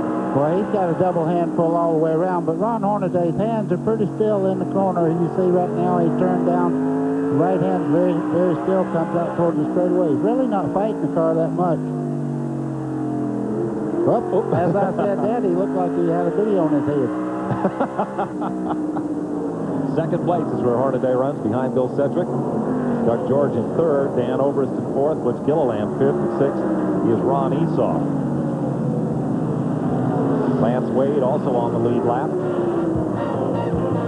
25 to go. Let's take this break from Tucson, and we'll be right back to finish off Winter Heat. Caution is just waved as Doug George and Ron Hornaday got together while battling for second spot. Hornaday was up in the high groove where he'd been running. Doug George drove it in deep in turn number 1, tried to catch it, and the two cars got together. Boy, they hit pretty hard too, Mike. I'm sure Hornaday right now is a little uneasy about that contact there because it was pretty significant. He hit him pretty hard. John Kinder had gone to the garage area while we were in break. We're going to cue up the replay on this one and show it to you. You see the wheel mark just ahead of the left rear wheel there. You can see it took a pretty good whack there. That'll send Hornaday to the back. Here's what happened. They're going down, that's down the back straightaway there. They're coming down the front. Here comes George up the side of him. Pooh. Some things don't need words.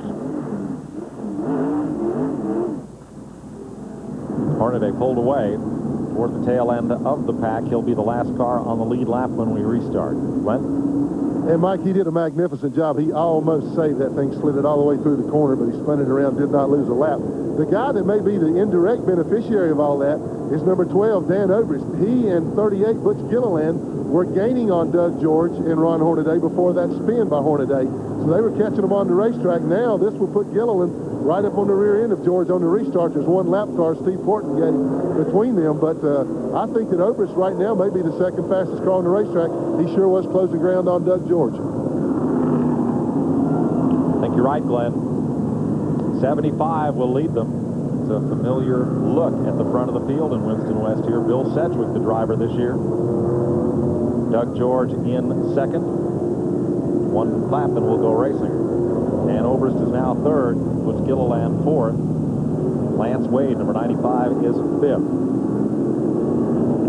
In Daytona, you'll see NASCAR World as part of Speedweek's 1995 right across the street from Daytona International Speedway. TNN will have live Music City tonight uplinks, and the Inside Winston Cup and Race Day will be floating around the area. Video Morning will be televised live there too, so get over and see NASCAR World in Daytona during Speedweeks.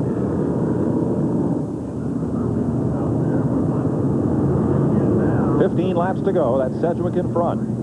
The blue car on the outside is Doug George, and the black number 12 is Dan Obrist.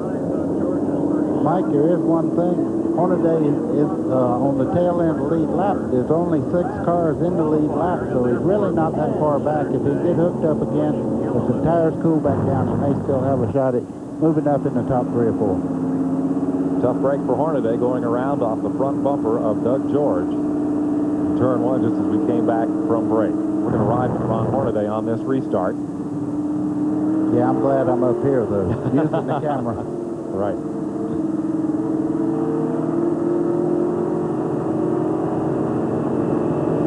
And on the shifter, ready to roll. Yep. You see him putting his hands on the gear lever there. You'll leave your hand on there. You never take it off until you get up through there. Now he's in his go gear there. But I'll tell you what, here he comes again. I'll tell you what, this guy does not know what quit means. He made it 3 wide with Sellers on the inside and Lance Wade up top. Now he goes for Gilliland and Ron Esau and passes them both in one move. Why did Dale Earnhardt hire this guy? That's why. Hero material right there, folks. He's back to 4th place. Battle for 2nd. There's Hornaday pulling down on Garrett Evans. There's 2nd place. Obrist is underneath. Doug George with the lap car of Steve Portengay puts him single file again. 11 laps to go. Bill Sedgwick all alone out front, but what a battle behind him. There's Portengay, the rookie. Southwest Tour champ down on the bottom in number 14, the lap car. Doug George in blue in 2nd place gets around, and here's number 12, Obrist. Well, Obrist is running very well, but Portengay right there, several laps down. I'm sure they'd like for him to just kind of give him a little racing room right now, because Obrist, I think, may have the car that would give him a good fight for 2nd place right now. And mad as a hornet is Ron Hornaday, and here he comes into the picture, number 50, right down on the bottom. Whoa, I'm going to tell you, he's making moves right now. Dale, you go, oh, look at here. Portengay got sideways right in front of a camera car there of Hornaday. I tell you, that almost was a wreck. And Lance Wade almost spun trying to pass Gilliland. Here comes Hornaday against Obrist. He's going to come from the back to at least 3rd place, because now Portengay is the pick. Obrist gets held up. There goes Hornaday. Goodbye, Portengay. Here comes Obrist back at him. You got to hand it to Hornaday. I'm going to tell you right now, he's driving his heart out. Obrist is making a move now, trying to take that spot back from Hornaday. 3rd place. 7 laps to go. Ooh, Obrist has the line. Hornaday hangs tough on the high side. Yeah, he'll hang tough, but I believe he's going to get it past right now. Here comes Hornaday back on the bottom side. They make a little contact there. Good thing both those cars are black. It leaves him enough racing room, though. He could have carried Obrist up to the concrete, but he left him enough room. Now he takes the lane. Yeah. And 3rd place. Garrett Evans on the bottom is not on the lead lap. Whoa! And Obrist gets away, and for the 2nd time, Hornaday spins and goes to the back. Caution is out with 4 laps to go. This is a hard way to make a living there. Yeah. I'll tell you one thing, when they start it back, he'll try to go to the front again, though. There's no quitting Ron Hornaday. Lap 197 goes up on the board. And you see now what's happened to Hornaday. He became, in this Winter Heat Series, the premier driver. Got himself the big ride back east. The Southwest Tour deal got bought up. Got a chance to run some Winston West. Now he's a target. Well, I don't Maybe know. an unintentional one, buddy, but he's the guy everybody either wants a piece of or wants to be sure they try to beat if they can, because he is now the measure of success. We have a replay of what happened there. We pretty much know. You see, these guys touched a couple of times. I don't think there was any temper involved there. Oh, no. What I think is right now, Hornaday's the man to beat, and these guys know if they race him hard, they're going to get a lot of TV coverage, because he's always going towards the front. Well, that's what I'm saying. I'm not saying anybody means to dump him. I'm saying he's the target in that he is the guy to beat. You've got to beat Hornaday now to have a good day out here. Yeah. Everybody wants a chance. It don't take very much. When you go off in the corner like that, all the car has to do is just touch you, and away you go. I'll show you one more angle at it.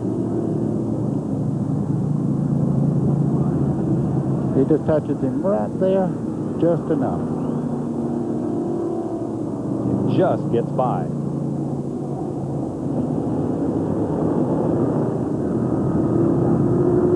We'll have lap 199, and they'll come around under caution.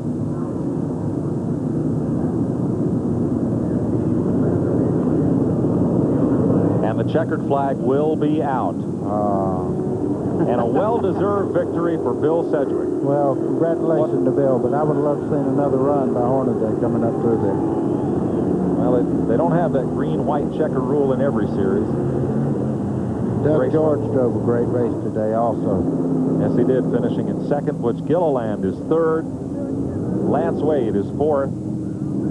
And Ron Hornaday is shown on the scoreboard in 5th. We'll meet the winner and be right back to Tucson Raceway Park right after this.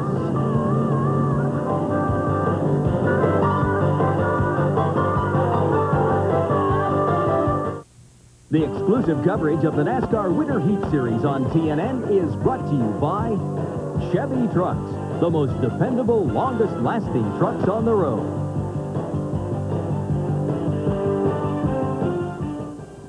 Well, welcome back to Tucson Raceway Park, and now we're in Victory Lane with a very happy Bill Sedgwick. Last time he drove this car was 15 months ago. He won the race. He lost his job. He was crew chief on the car while Ron Hornaday drove it. He gets back in it 15 months later. You didn't seem to lose a whole lot there, Bill. Well, I'll tell you what, I learned a lot from watching Ron run, and I learned a lot about the chassis, setting it up for him. But I'll tell you what, I can't say enough for this Spears Manufacturing Sunoco Race Fuel team and the Circle Wheels come on board this year. Really appreciate all that. I'll tell you what, Chris Robinson put a ton of Chevy Thunder under this Lumina. It really had some power. Well, now, I heard a little bit of talk. Some people said that maybe Bill Sedgwick wasn't quite aggressive enough. The race that you did, that you showed with Hornaday, that was awesome. That showed a lot of aggression on my part. Well, I'll tell you, I learned a lot. I lost a few races from not being aggressive, and I says, I'm not doing that anymore. We're going to do what we got to do, but, we want to be fair, too. Well, he was more than fair. He was very successful. A great job by Bill Sedgwick, showing no rust at all after a 15-month layoff. Thanks, Glenn, and congratulations to Bill Sedgwick, two-time Winston West champion, and he is now the Winston West Point Series leader for 1995. We'll be back to wrap up today's race and the Winter Heat Series. Right after this word, stay with us here on TNN.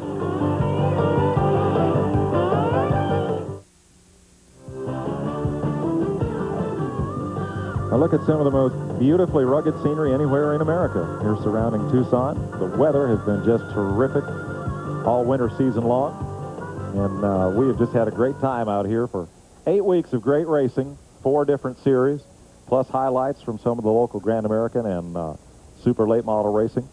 Boy, it's been a lot of fun to cover. Let's go meet the man who finished second today, and he'll be second in the Winston West points going on through the season. Here's Glenn. This good-looking young man did a fine job on the racetrack today. This is Doug George. Doug, looks like you got a little bit loose there toward the end, a little bit of contact there, but you drove your heart out all day.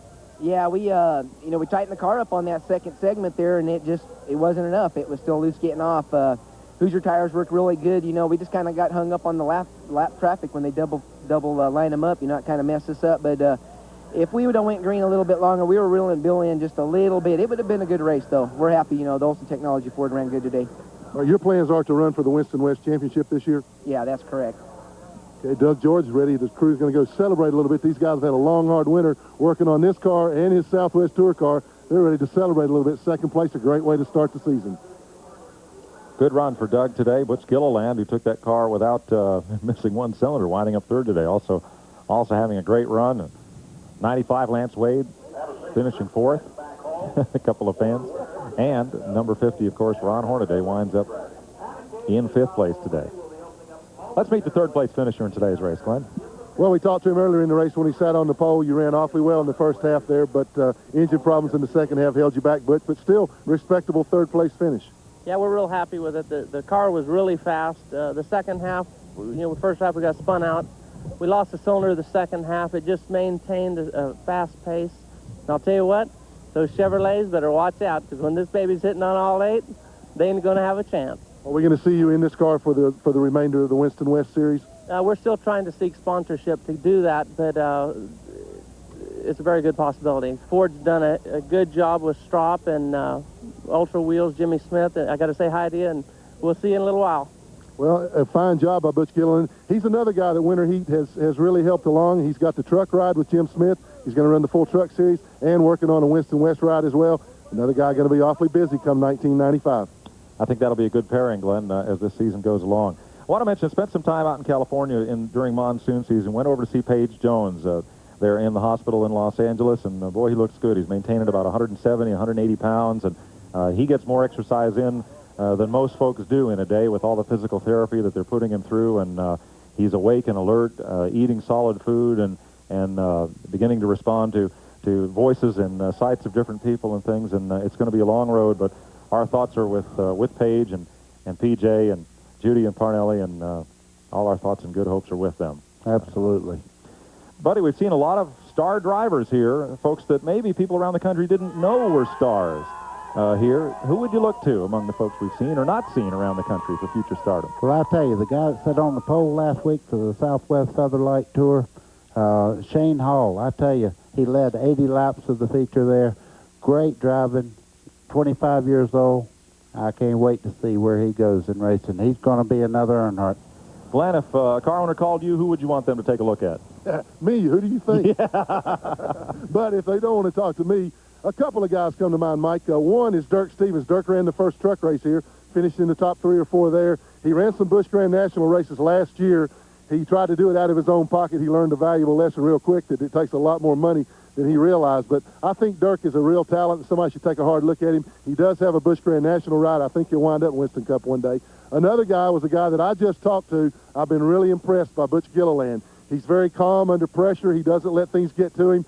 He made it obvious today that he can do the job on the racetrack. I think Butch Gilliland's got a future somewhere. I hope to see him on the truck races running up front all year long when we cover him on TNN. I think so, too. I'll tip you to a fellow that we haven't much seen. We haven't seen it all in this series. Rick Fuller from the Winston Modified Tour. He could be the next Ron Hornaday, as we've had a great time here in Tucson. Hope we can come back next winter and do Winter Heat again. If you like the series and like the racing, write NASCAR at Daytona Beach. Tell them and write viewer services at the Nashville Network in Nashville, Tennessee, and thank them. I want to say thanks to some folks that have made our tour here in Tucson very enjoyable. Tim Lowry and Jeff Steiner at O'Reilly Chevrolet. The folks at Old Tucson, Roberto and Carlos Serrano and his crew. We had a great day there. Sabino Canyon Tours, City Grill, Berkey's, Rick and Georgette Henderson here from the Speedway. Marshall Chesrown and George Schillinger out at Chesrown Chevrolet. Billy, the omelet chef at the Viscount Hotel. And I had the real feature win today. I beat Glenn Jarrett to the omelets this morning. First time in the whole tour.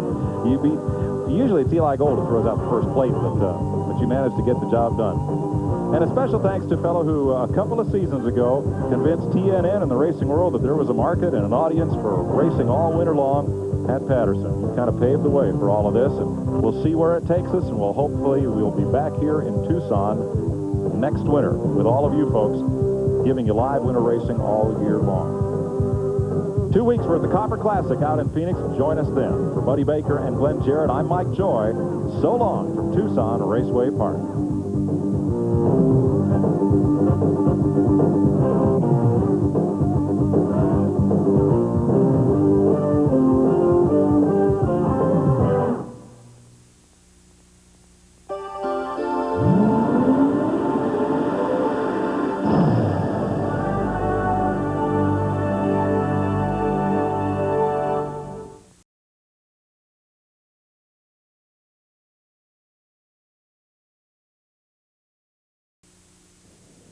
The curtain rises on a brand new season for a brand new class of trucks. Meanwhile, it's the final chapter of NASCAR's newest showcase, and there's a new driver, sort of, for one of IndyCar's hottest teams. Those stories and a whole lot more coming your way next on Race Day.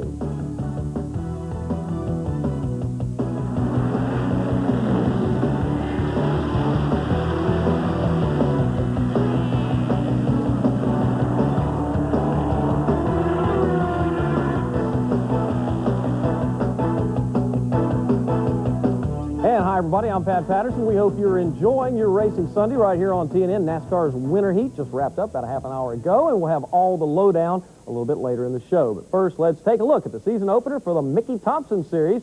The brand new Thunder Truck class made its debut last night, and Stephanie Boyd has the highlights in this Mopar Performance Report. Before the new Thunder Trucks premiered, there were several other divisions in action, including the Super 1600, which was won by Jimmy Nichols, the Superlight class, where Jimmy Johnson won, and the four-wheel ATV, which went to Nicholas Granlund. But by far the most grisly-looking incident we saw went to this rider in the Ultra Cross division. It was a pretty nasty tumble, but he walked away okay.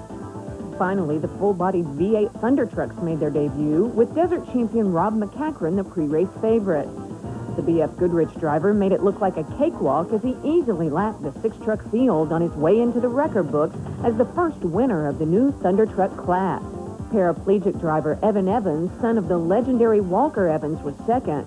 Scott McKinney, Mike Doherty, Tom Halliburta, and Kevin Patrick rounded out the rest of the field. After the race, TNN's Ralph Shaheen called up with McCachran. Rob McCachran, congratulations on a big win tonight. How different was it for you to drive one of these Thunder trucks in the stadium compared to the Grand National trucks that you're used to driving? This Ford truck's about 2,000 pounds heavier than the Ford trucks that we run normally. We really had the truck hook up really good tonight with the BF Goodrich tires, and I think that made the big difference for us.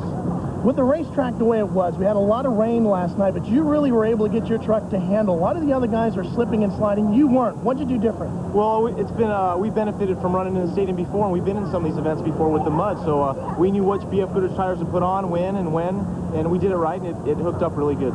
Hey, Pat, now I know you like your Legends card, my friend, but 750 horsepower, and it only weighs 4,000 pounds, and you know McCachran, he'll find an extra seat for you. The next round, Pat Patterson, is February 25th at Jack Murphy Stadium in San Diego.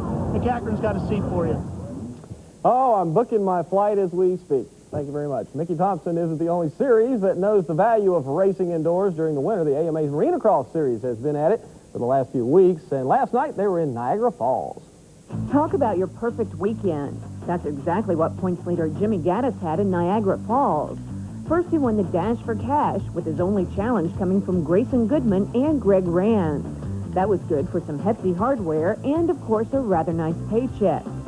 Then after winning the 125 main on Friday night, Gaddis came back on Saturday to dominate that class and do it again.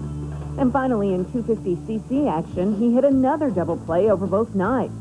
Gaddis got past Jeremy Buell early in the Saturday night show, taking another victory to make it 4 feature events in a row on the weekend. About the only thing Gaddis didn't sweep was the perennial crowd pleaser, the jump-off. One by one, these flying aces gave it their best shot, and when it was all over, Grayson Goodman got the Showmanship Award. In fact, he even gave the crowd an encore presentation. Of course, the Pee Wee class is always the sentimental favorite, but sometimes the action doesn't stop just because the checkered flag is flown. Just ask this little guy who found out the hard way. Age makes little difference when it comes to hard luck, though.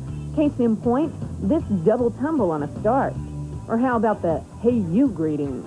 And there's always the slide and glide, none of which Gaddis had to worry about as he put on a flawless performance.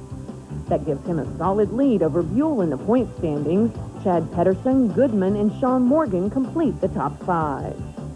I'm just so happy. You know, I can't thank the good Lord Jesus Christ enough for keeping me safe again, and my sponsors. You know, I couldn't do it without them. Team Green, Pro Circuit, Splitfire, Bell, Axo, Scott, and I'd like to give a real big thanks to Mike Kidd for bringing this here to you guys. And you guys were really great fans, and I hope we can come back again next year. I'd like to thank my mechanic Don for working really hard, and my wife Tammy.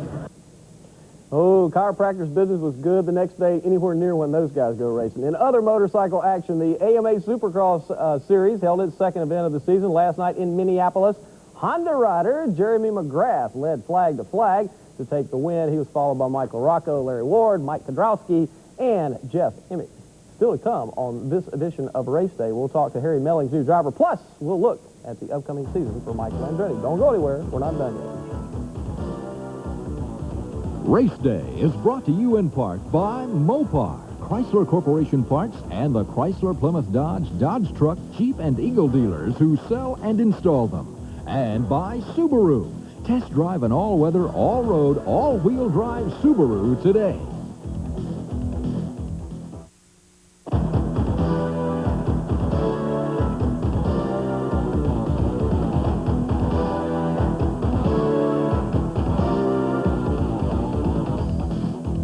And welcome back to the evening extravaganza here at Race Day. In Winston Cup News this morning, we showed you how the Fords did in their second round of winter testing at Daytona. The GM teams still have one more session to go, but this is how the unofficial speeds look overall. Dale Jarrett is still the fastest of the bunch, increasing the top speed to over 192 miles per hour. Robert Presley, who you heard from this morning, is the only Chevy driver currently in the top 10, but the fastest Ford speeds were set the second time around. So the GMs still have another shot when they head back to Daytona tomorrow.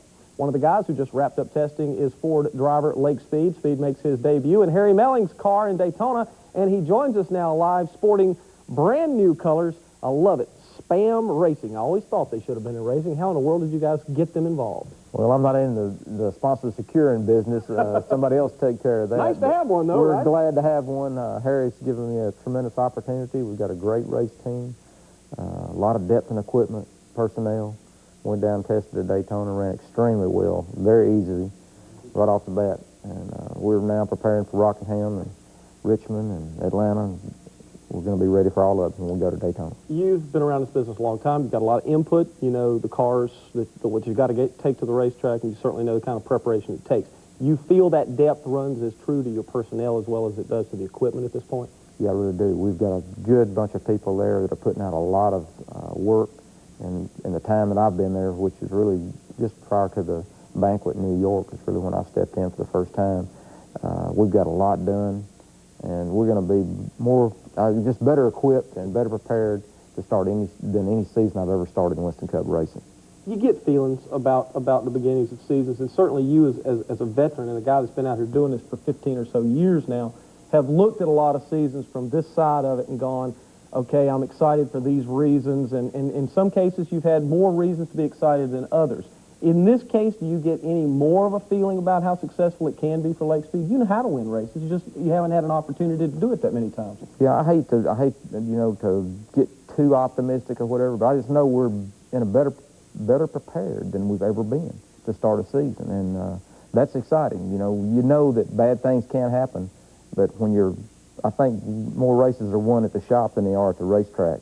You have to finish off, and our preparation at the racetrack is excellent right now. The guys are doing the preparation at the shop is excellent. The guys are doing a tremendous job for me there. I've got a really good bunch of guys there that are working hard, that are supporting me, behind me, and I just can't wait to get started, really, to see how this thing's going to unfold. I ask a lot of people this question, and you've certainly had a chance to look at this thing grow for the last 15 or so years. Is there any end to where stock car racing, particularly Winston Cup stock car racing, the thing you're involved in? I don't think either of us ever imagined how big this thing would get. I don't think we ever imagined how big it would get, and I don't think we've seen the end by any means yet. We've got a really clean sport. Everybody in America drives cars. They love them. They compete with each other on the freeway every day. If you don't believe it, just get out there and go somewhere. I believe it. But with companies like Spam and the different ones that are getting into it now, it's not just tire tools and beer cans. It's a full range now. I mean, the sky's the limit as to where this sport can go. Probably the most important question, at what point will we have a Lake Speed Spam cookbook? I mean, there just has to be one, right? Well, there's a Spam cookbook already, but is there? Don't wait for Lake Speed Spam cookbook. You don't hold your breath for that. It's exciting. I know Hormel is a giant company, and this is probably their first entry into the deal, and I know getting this thing going with those guys is going to make a big difference for you guys this year. Well, it does, and we've got a tremendous opportunity there for them to introduce them into Winston Cup racing, and for the fans out there to show them the benefits of being a sponsor in the Winston Cup area. Well, don't spam it up too much out there. Okay, there you go. Had to say that. Thanks. Right. Good to see you. Good luck. Good luck. Appreciate it very much. If you're headed to Daytona and want a first-hand look at the world of NASCAR, then maybe you should try NASCAR World. It's a traveling exhibit where fans can check out the latest Winston Cup technology, call a NASCAR race on TV, and even compete in a pit crew challenge. NASCAR World runs February 15th through the 19th at Daytona International Speedway. You can purchase advanced sale tickets by calling 1-800-265-RACE. Don't go away. Lots more race day to come. Kenny Spam with you. Can you leave some over here? Welcome back, everybody. The winningest car owner in recent Trans Am history is Buzz McCall, who won the series title the past 4 years. Well, not only does Buzz have 2 new drivers for 1995, he also has new sponsorship. ICI Americas and the Glidden Corporation will be on the brand new Chevy chassis that Jamie Gallus will drive. AER Manufacturing and AC Delco remanufactured engines will appear as associate sponsors on the Chevys driven by Ron Fellows. Now, there was some big changes in the IndyCar landscape after the 1994 season ended with lots of driver movement. One of the real forces for 1995 is expected to be the Newman-Haas team with Paul Tracy and another new driver that I guess really isn't new to Newman-Haas. Mark Allen explains. Writer Thomas Wolfe said, "You can never go home again." I guess he never met Michael Andretti. Mario's kid goes back to Newman-Haas, but Dad's missing, he said arrivederci. Last year, Michael was in a Chip Ganassi Reynard chassis. Now it's back to the Lola chassis. It's a nice mix of what's happening, you know, between myself and Paul coming on, because we've both driven the competitive chassis. I've driven the Reynard and Paul's driven the Penske, so I think together we can bring a lot of information that'll hopefully help the Lola cause. Shaking out chassis is something the 32-year-old knows about. He drove the unproven Reynard to 2 wins last year. Newman Haas is surely happy to have his talents back, since Nigel Mansell and Mario scored a goose egg in the win column last year.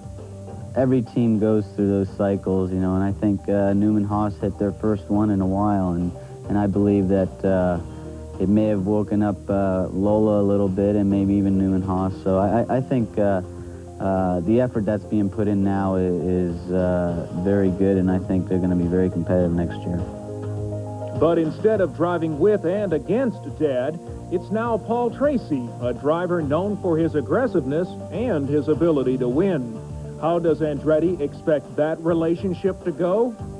Well, I don't know. We just go out and do our own jobs and try to contribute to the team and give as much information as we can to our engineers, and then they take it from there. You know, they're the ones that'll be sharing it all, and you know, I don't see any problem. Bet the house, the dog, even the wife that Andretti puts Newman Haas back on the top step of the podium in '95. This is Mark Allen reporting for Race Day. I'll take that bet. Thanks, Mark. This morning, we told you about the new Show Car series that is a must for a true car buff. The GM Performance Parts Show brings together some of the best custom cars in the country, competing for thousands of dollars in prize money. The show is traveling across the nation for the next 6 months, and next weekend it'll be in Indianapolis Convention Center with special guest appearance by NASCAR star Jeff Gordon. The following weekend, you can catch the show at either Des Moines, Iowa, or Macon, Georgia. Speaking of top-notch cars, the Dirt Motorsport Series is looking ahead to the 1995 season as the teams get ready. There's some news to talk about, and Paul Schmall has those honors.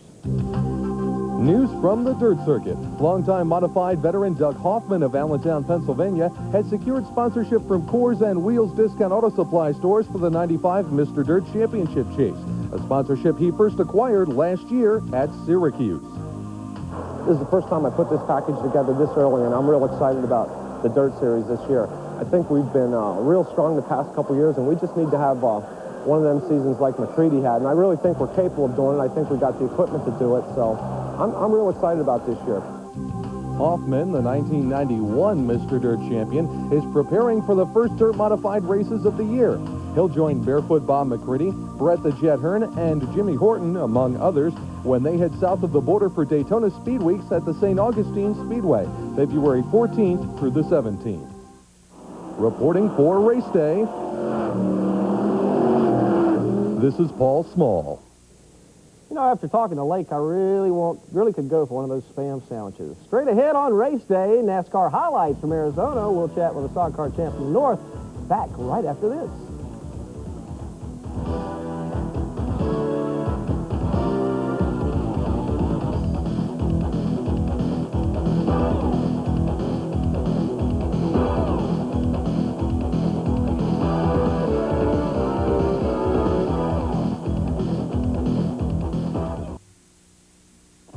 Race Day is brought to you in part by Mopar, Chrysler Corporation Parts, and the Chrysler Plymouth Dodge Truck, Jeep, and Eagle dealers who sell and install them. Welcome back to the show, everybody. Before I forget, many thanks to all the folks down at Five Flags Speedway in Pensacola, Florida last night, down there for their banquet, and congratulations to Eddie Mercer on winning the championship. While most racing series took the winter off, NASCAR made sure motorsports fans had somewhere to turn. For the past couple of months, they've been turning up the heat out in Tucson, Arizona, and this afternoon was the season finale featuring the Winston West Tour. After winning the previous week's Southwest Tour race, it's no surprise when number 64 Garrett Evans takes the lead from pole sitter Butch Gilliland at the start. But Gilliland says, hold on a minute, and quickly puts himself back in the number 1 position. Number 10, Ernie Koch, sends up smoke signals in the early going, but there's no oil on the track, so NASCAR ignores the message for the time being. Joe Heath sustained some pretty hefty damage after he got tagged by Steve Portengay, bringing out the first caution flag. And California lottery winner Kenny Smith will need some of that money to repair his car, which was banged up when his tire exploded, bringing out yellow number 2. A little later, and yes, that is Ron Hornaday as the new leader. He's out of the 75 and into the 50 car since signing his Super Truck deal with Dale Earnhardt. Former Spears driver and Hornaday crew chief Bill Sedgwick is back in the 75 machine and only a few spots behind.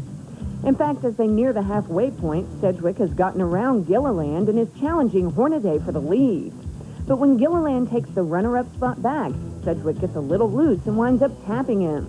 That keeps Sedgwick in second, while Gilliland goes to the back of the field. After the mandatory pit stop at the halfway point, this is what happens when you try to go 3 wide on a short track. Not a good idea, but no damage done.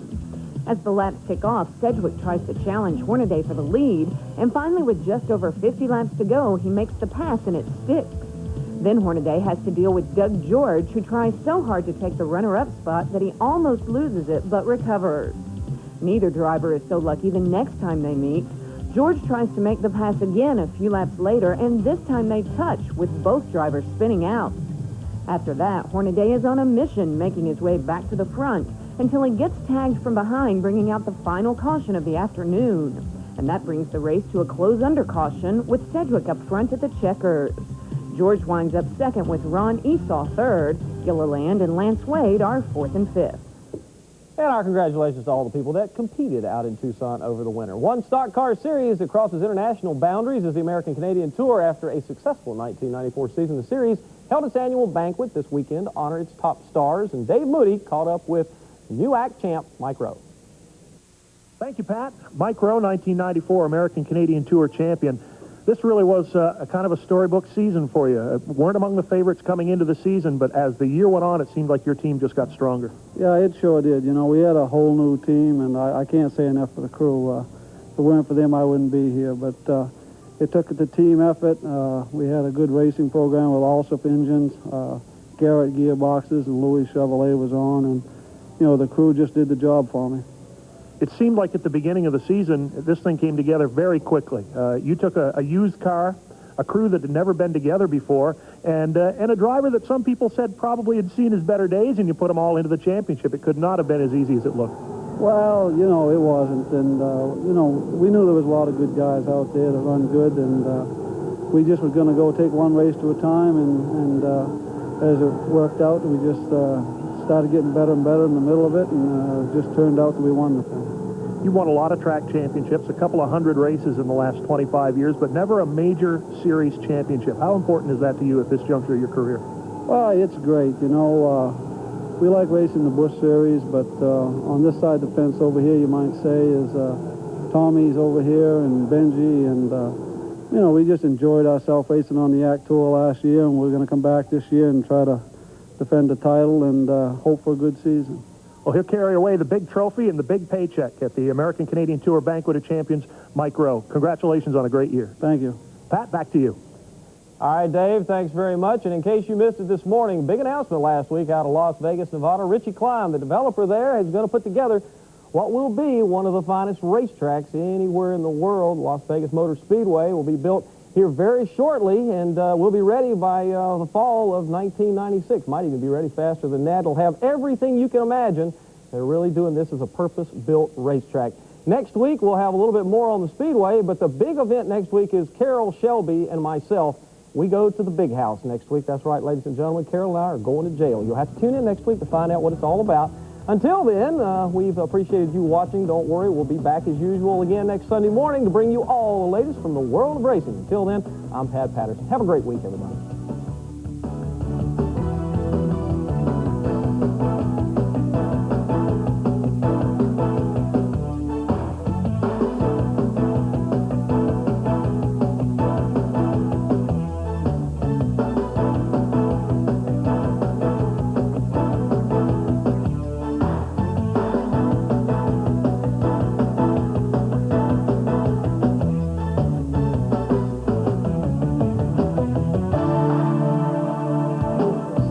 Communications provided by Racing Electronics. For a free catalog, call 1-800-272-7111. And by Featherlight Trailers, the official trailer of NASCAR and major sponsor of the NHRA.